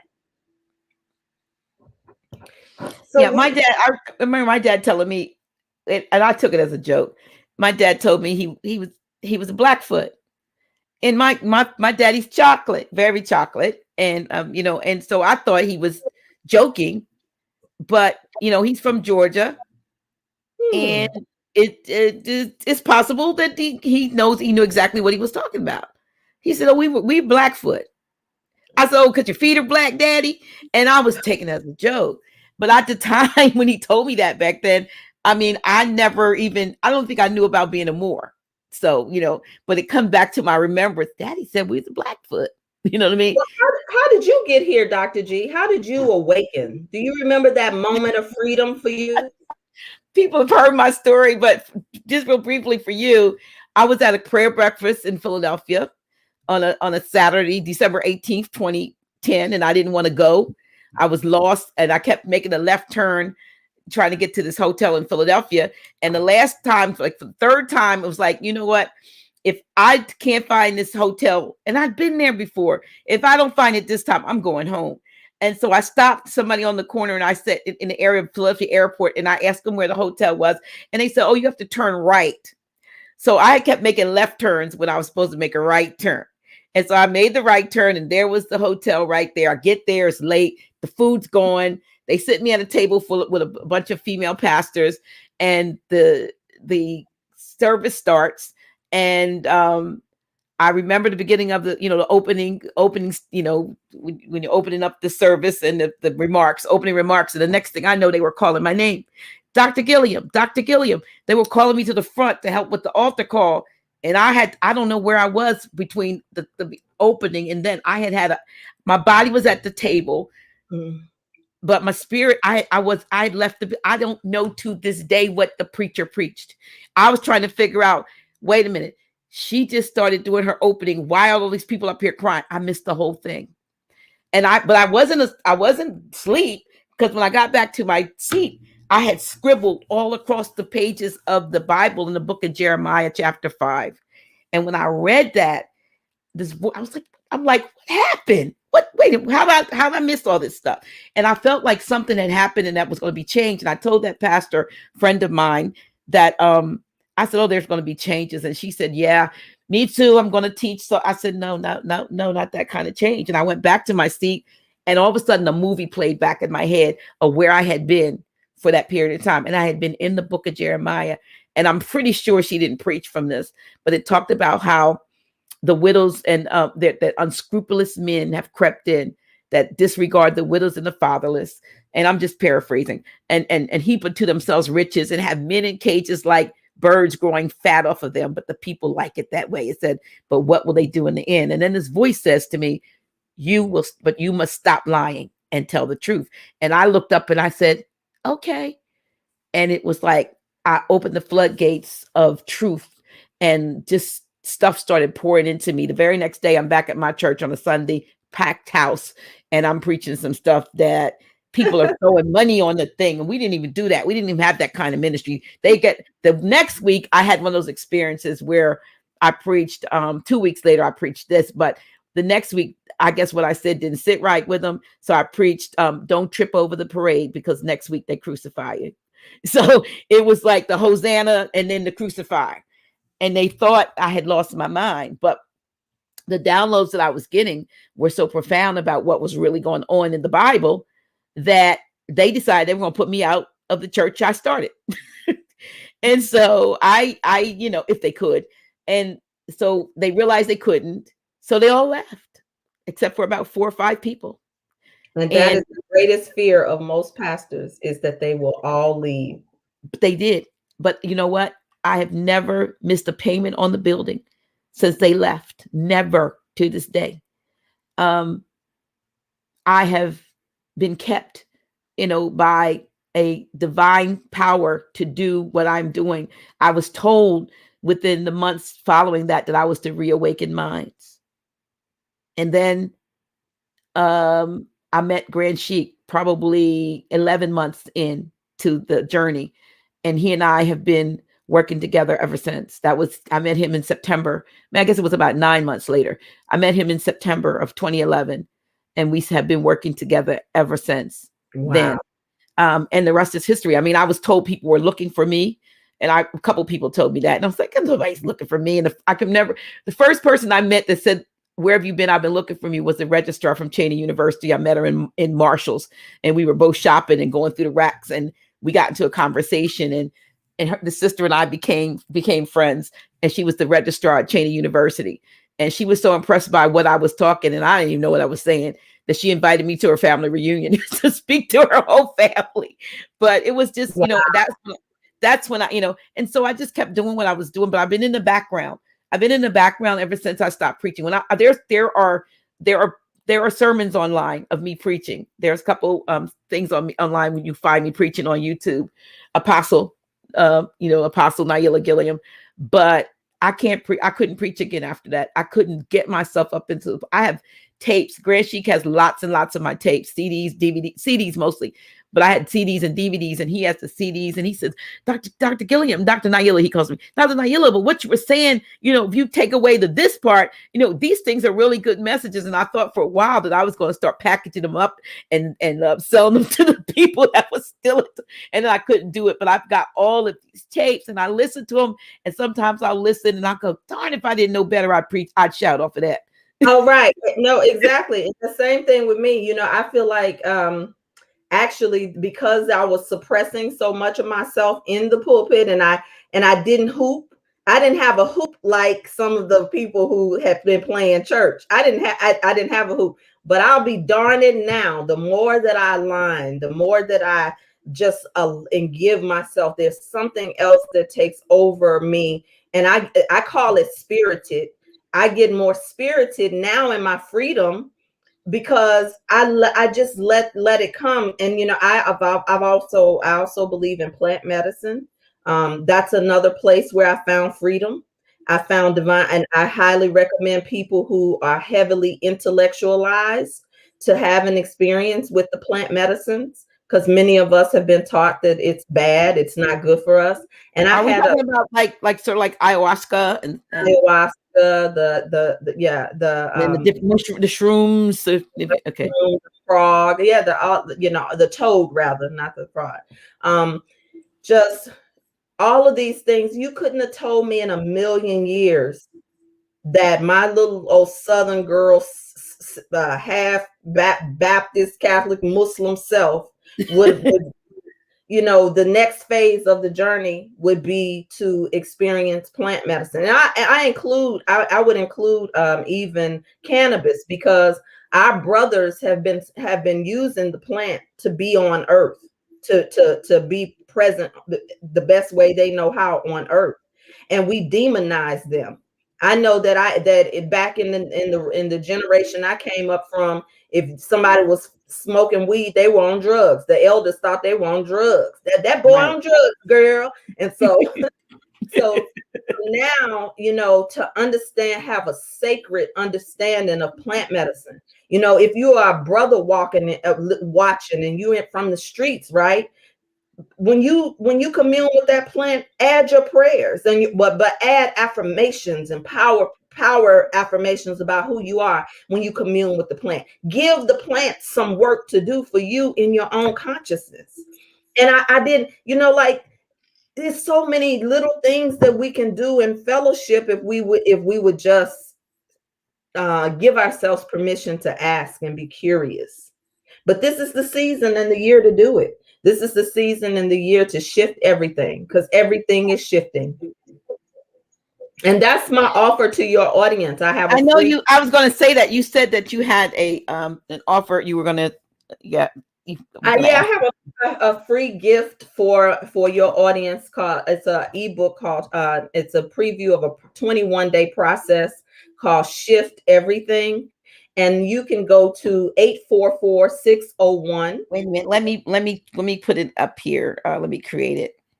You know what? Do you see over there where it says private chat? Yep. Put it there, and I'll get it, and then I'll put it over here for them. Okay, so I'll just say it while I'm typing: 844-601-0700. Text Rebirth 360 to 844-0700. I'm trying my computer. Okay, there we go. Okay, so it's Rebirth 360 altogether. Rebirth Text 360. Rebirth 360 together. Okay, to what? 844 844 601 601 07 601 601 07 844 601 601 07. 07. So, I put it in the oh, so comments. it's not like a whole phone number. No, it's a whole phone number. I put it in the comments. Okay. I know the thing is breaking up. I know the technology is doing its thing in this Mercury retrograde. Okay, let me get back over here. Oh, you know what? I lost it again. I was doing it. Okay, here we go. Text. There Rebirth. it is. I send it. Okay. You can just copy and paste it. And you can join me tomorrow in Rebirth Woman. If you go to latoniataylor.com, you'll see my free community. I'm going to debrief off of this because Dr. G, the manifestation of this is that right? Yes, that's it. Text Rebirth 360 to 844-601-0700. And you're welcome to join me in my group tomorrow at 1:00 if you don't have anything planned, because I'm going to talk about us and how this came about, because I always like for the tribe to be able to know what they're looking at so that they can practice it at home and know what's possible for themselves, because we think that we have to do everything through our masculine energy. And let me tell you, Dr. G, I didn't tell you this part. When I saw, well, first of all, I told you my husband came and got me. Mm-hmm. And he said, come here, I want you to see something.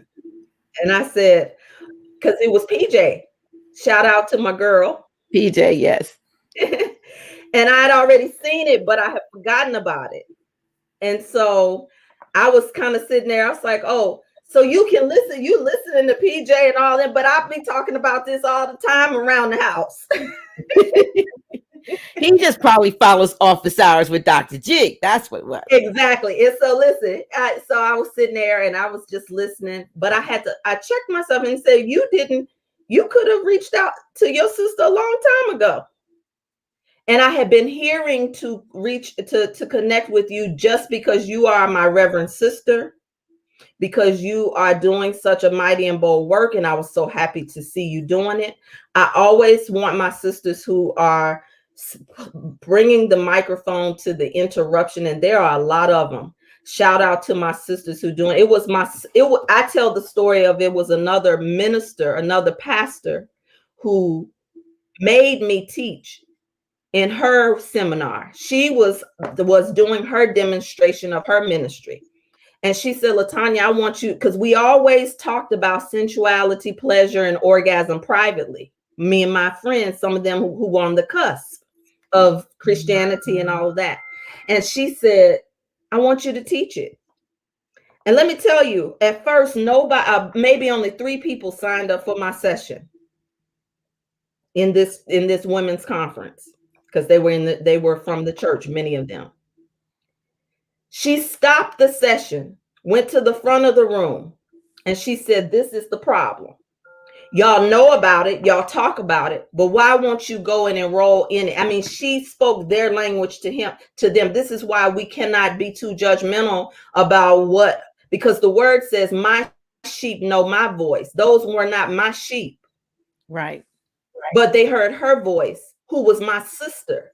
But what if we had been fighting because I looked and did things different? And those women rushed. I had to turn sisters away after she made it okay for them to explore themselves.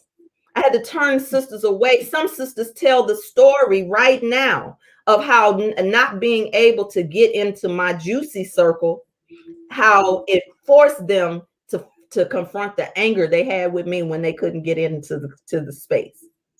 That told me juicy for my yes to my calling, because I was already doing the astrology, already teaching all of this privately. And I was afraid too. This book was born out of me writing an email to my girlfriends on and the wishbone, the chapter on the wishbone. That was the first time I got divine revelation about how the yoni and the universal law, our relationship with our yoni, the universal law is right here in our yoni. Oh, wow. And I broke it down. Now, let me tell you this part. One of my remote mentors was also practicing this goddess technology. She's very famous. She's a famous OBGYN. And I sent it to her.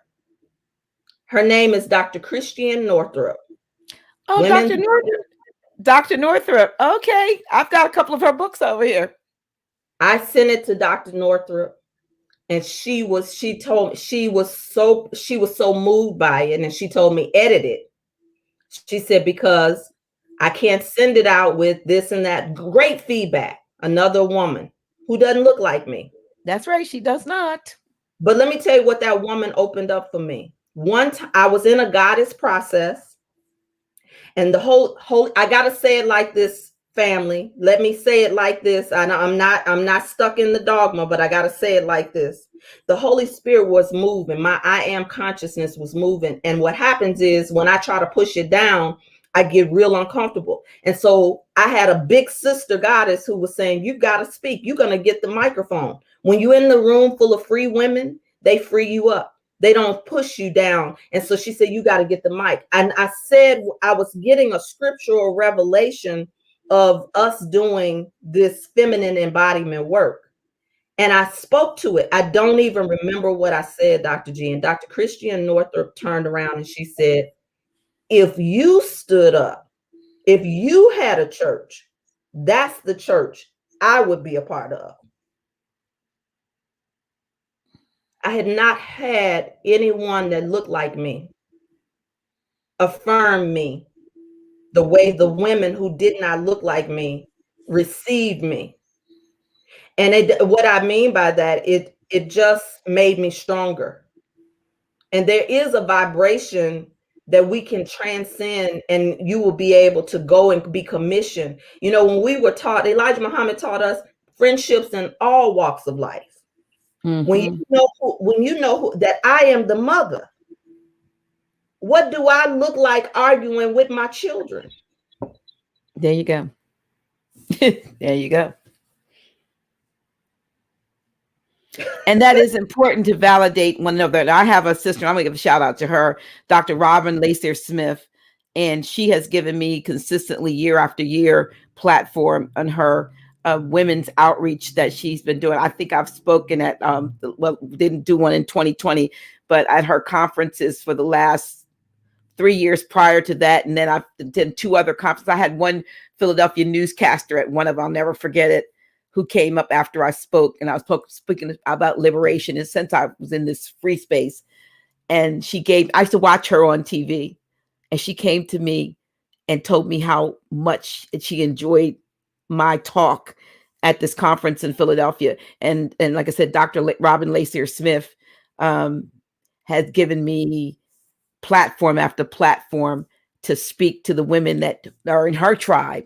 And, you know, like I said, it's not often that we as women, we got to get more like that to share. And that's what I feel like I'm doing when I have sisters on this platform. It's like, what do you do? They need to know what you do. They need to know what I know. Now, they may not have access to you the way I get. I mean, I have the advantage of then having access to all of you wonderful women, but at least they know about you. They know how to contact you on a business level, and whatever relationships develop after that, that's between you and them. But at least, you know, I'm bringing to them this information. And that's, I forgot what you said that you were, but I always see myself as a connector, a conduit. When I was preaching, I used to say to the congregation, I'm a conduit. Things are coming through me to you.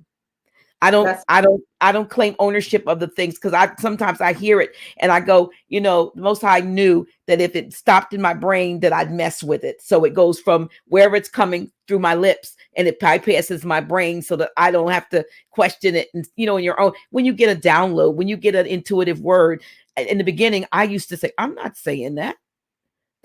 You know, so it just started going bloop, out the mouth, you know, right. and bypass your brain, because that's where you mess with. That's where you lose faith in what's in you, what's coming through you.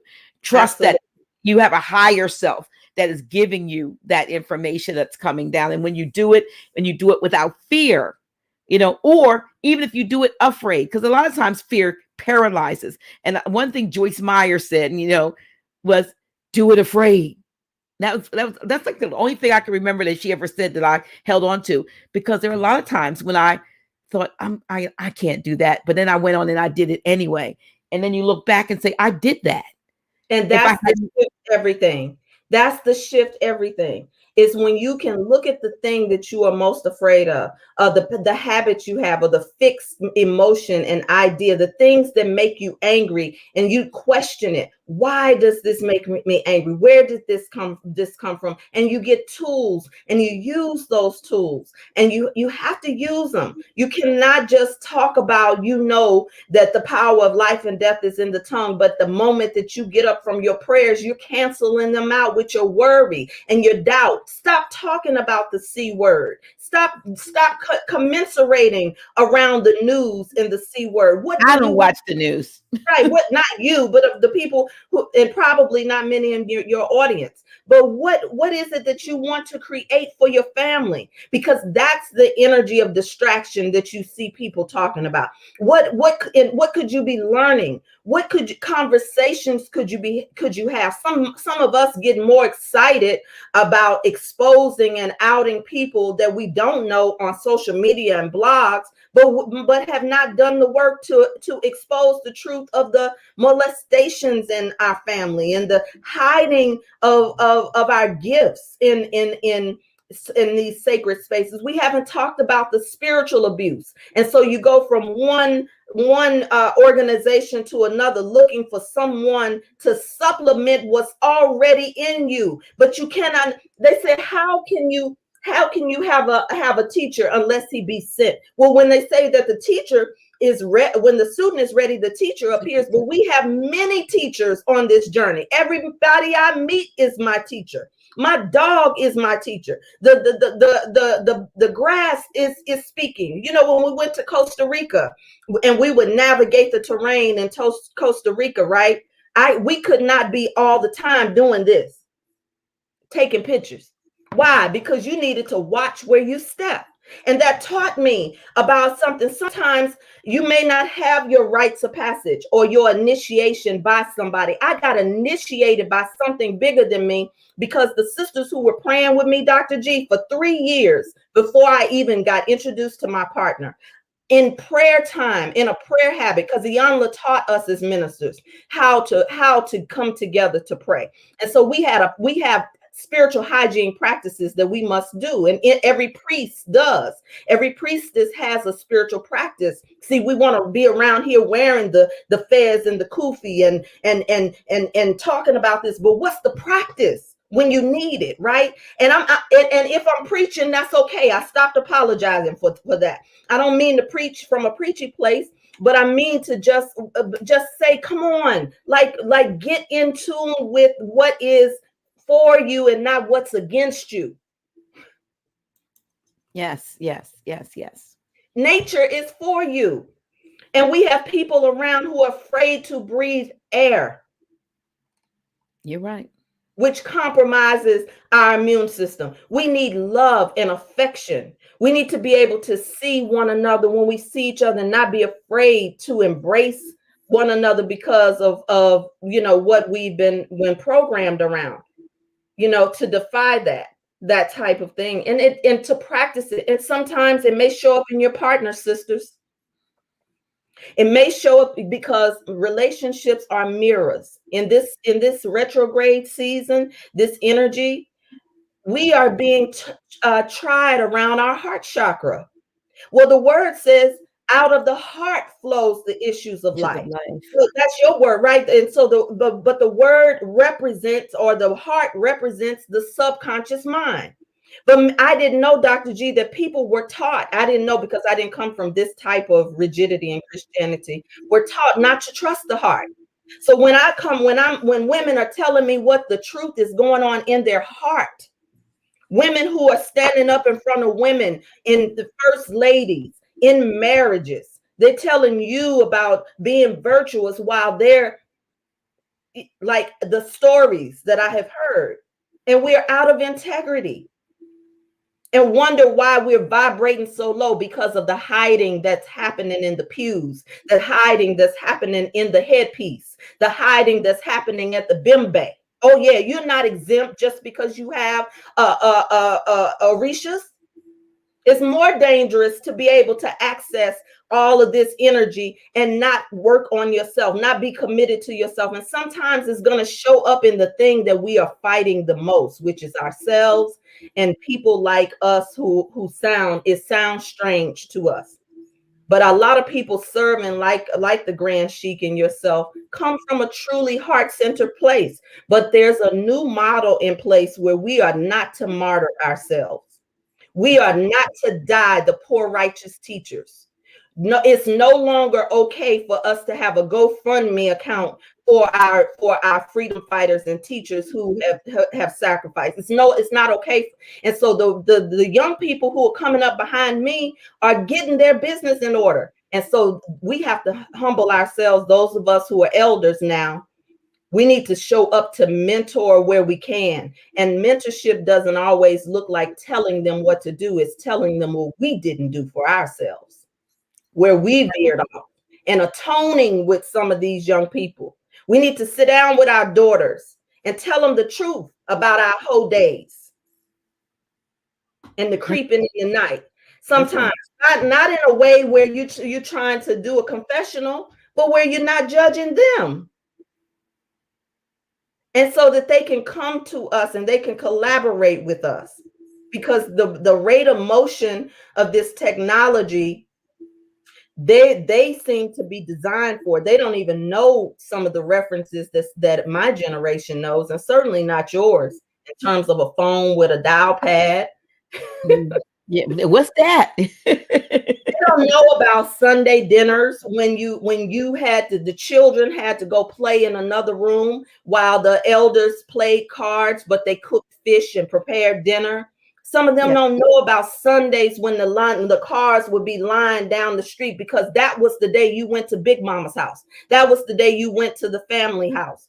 But when we lived in Costa Rica, Dr. G, just a few years ago, in foreign countries, we call them third world countries, they are still together on the weekends, on Sundays. They are still doing the things that now we have become such a much in our chasing the bag to do.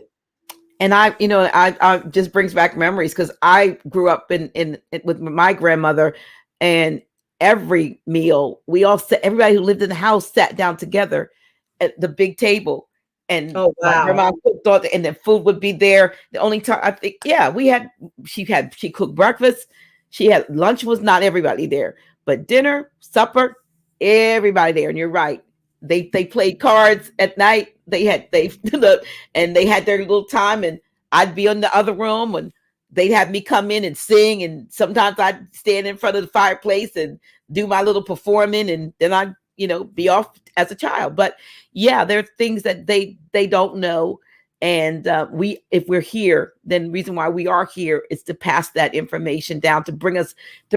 We are so intergenerational now. You have, in my lifetime, I have four generations of myself.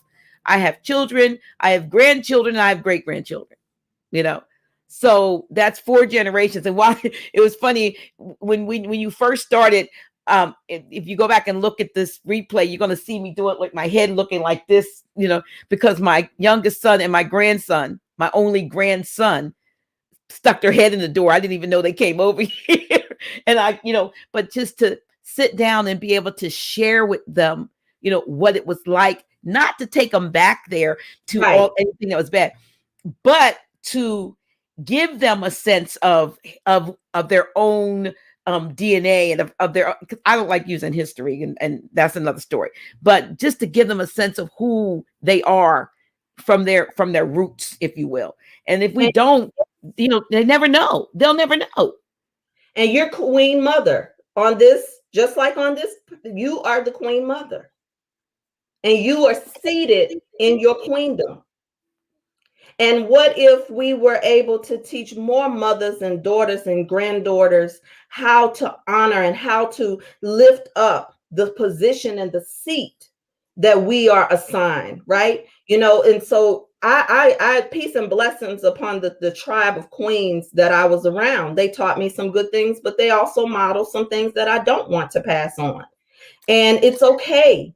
And we have not made it okay for us to call out the mother wound in particular. The brothers get a bad rap in terms of fatherhood. I just saw someone post a truth today saying that melanated indigenous men who are called black, the so-called black man, as Elijah Muhammad used to call it, the so-called black man is the most active in his family. But oftentimes we will quote other statistics of other people's research on us rather than remembering if the power of life and death is in the tongue, then don't speak, I'm a single mother.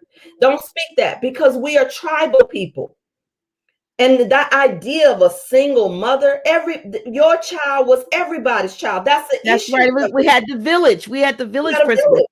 Yeah, we had a village. I remember that. Go down my street and not be disciplined if I was out of order.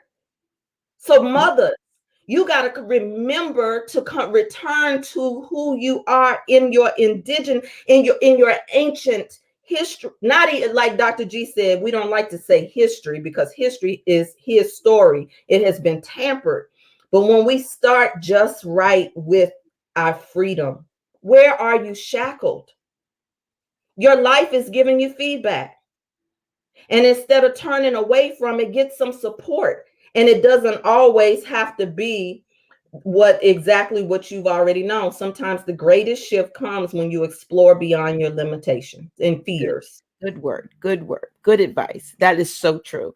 And we have to be open to it. You have to be open to know, regardless of how old you might think you are chronologically, you're never too old to learn what you didn't know. Well, I don't know what I don't know. My master teachers taught me that, and that's what has helped me not to be triggered by, I call it, I don't even want to, the elephants and the donkeys. I don't get triggered by the elephants and the donkeys, the Crips and the Bloods and all of that stuff, because it's just a game. That's right. Right. It's an illusion. It is an illusion. It's an illusion. And if I know who I am and I want to create the world that I see. And you know what? The only ones that are divided because of those illusions are those of us who would take that in and believe that there is a difference. Well, yes, absolutely. Yeah. We're looking at one thing, given an illusion of being, two things and thinking that we need to make a choice, and we're taking sides. And what it is really splitting us apart. It's tearing our family, the fabric of what we call, and the foundation of our families and our relationships. I have people that I have been spoken to all through 2020 because of that. Because you just like, okay, we just go, so we don't talk. We're on two different sides of an issue. I don't want to be on the issue anymore. I'm just going to do my thing. And this is one of my things that I do. It's not the only thing I do.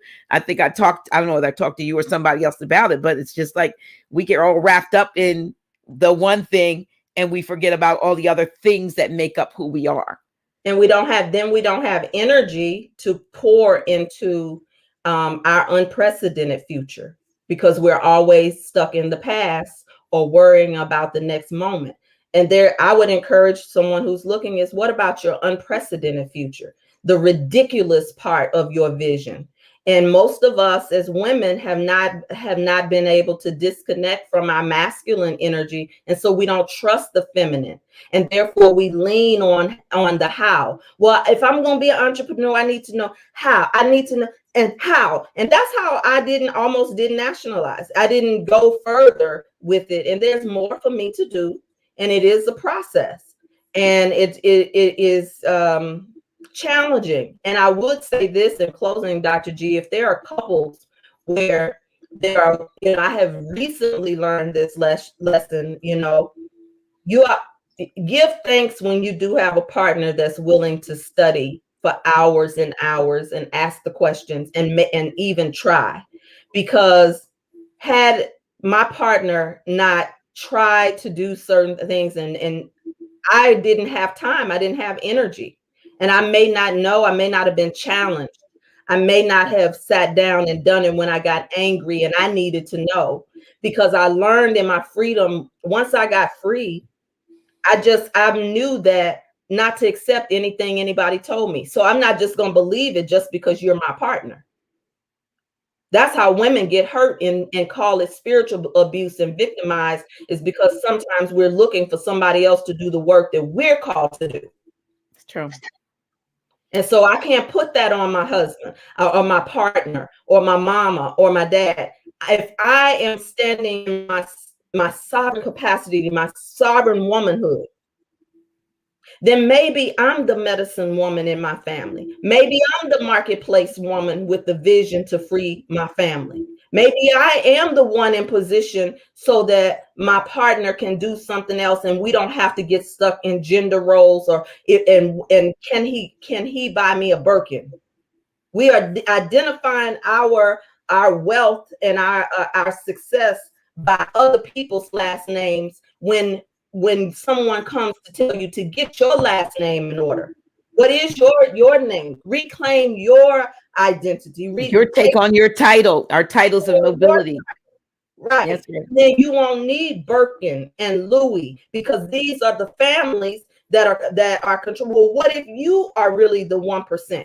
When I studied supreme wisdom and the actual facts, I didn't see myself as the tail and not the head.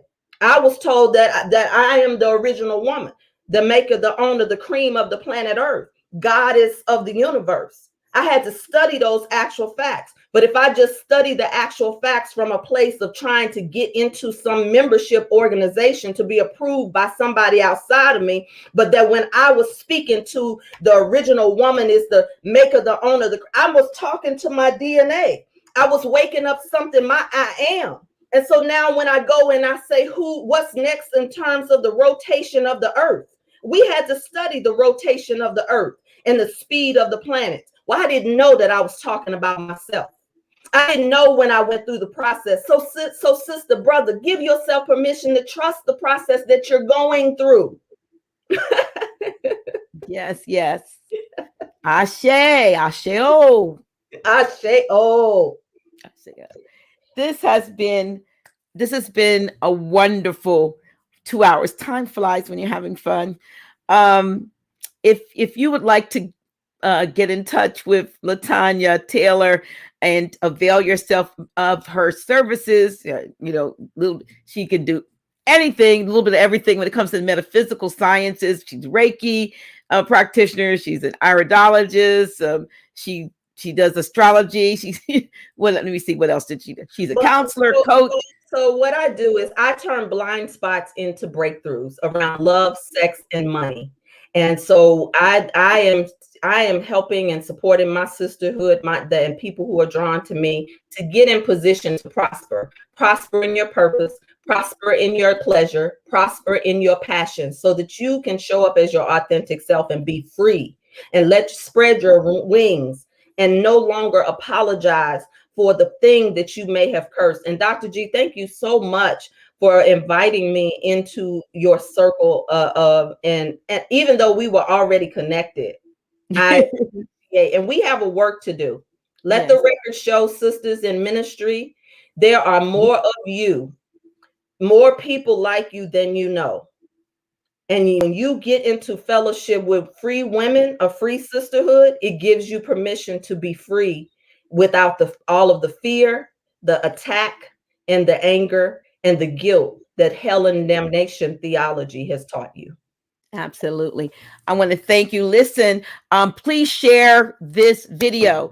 If you did not share it, please share it, as so that somebody else can. The energy of tonight is going forth to you wherever you are, whatever time it is. You're going to feel. We're both Reiki practitioners. Come on, we're going to send out this energy.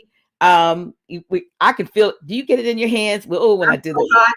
There it is. You got two Reiki practitioners sending out this energy of love, of truth, of peace, of freedom, of justice, and just the unity that we need. That let this night be one that brings us even closer together, that we might do the work that we've been called and commissioned to do. We've been called to be free. We've been called to freedom. And Yes. that's what this whole interview we wanted to do is about. For you to make your calling and your election sure by knowing that you've been called to be free and do what it is you contracted to come here to do. Yes. If you don't know what it is, then just go into meditation, and your higher self, the Most High, is going to give you direction. Give you direction. We thank you so much. Thank you so much. I want to thank you, Sister Latanya. This has been amazing. And don't forget to text Rebirth 360 to 844-601-0700 for your free gift. Shift everything. Right. Shift everything. If you want a copy of Shift Everything, please text Rebirth 360 to 844-601-0700. Until next time. Yes. And there will be a next time, because we're gonna have to. Like I said, we're gonna do some things. We're gonna build that sisterhood so that we can get to the work done that needs to be done. But we thank you so very much for being a part of tonight. And I know that the audience and those who are watching, even if whether they're watching it in replay or they're right here live, they're going to get the same benefit in replay as if they were here. So I thank you so very much for taking time out of your busy schedule to be here with us. All right. Love you much. And we're good. There's nothing you can do about it. Love you more. MOOR. All right. Oh, wow. Are you my next guest? Who's going to be my next guest? Could be you. Wow.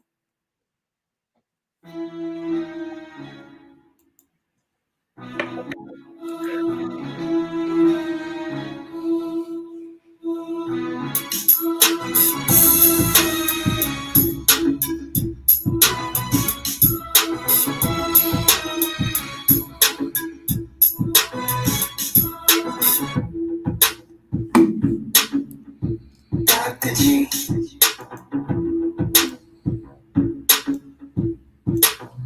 Really? Oh shit. Yeah, that's me. Dr. G.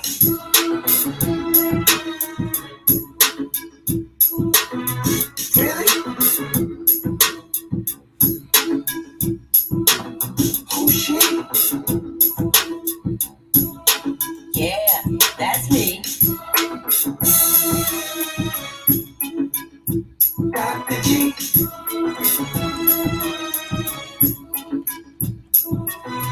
Really? Oh shit. Yeah, that's me. Dr. G.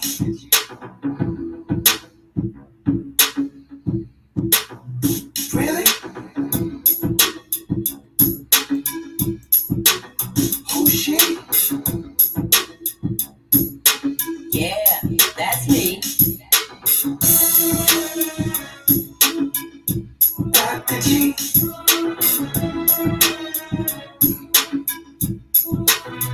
Really? Oh shit. Yeah, that's me. Dr. G.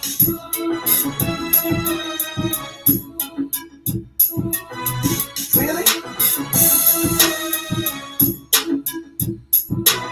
Oh shit. Yeah, that's me. Dr. G.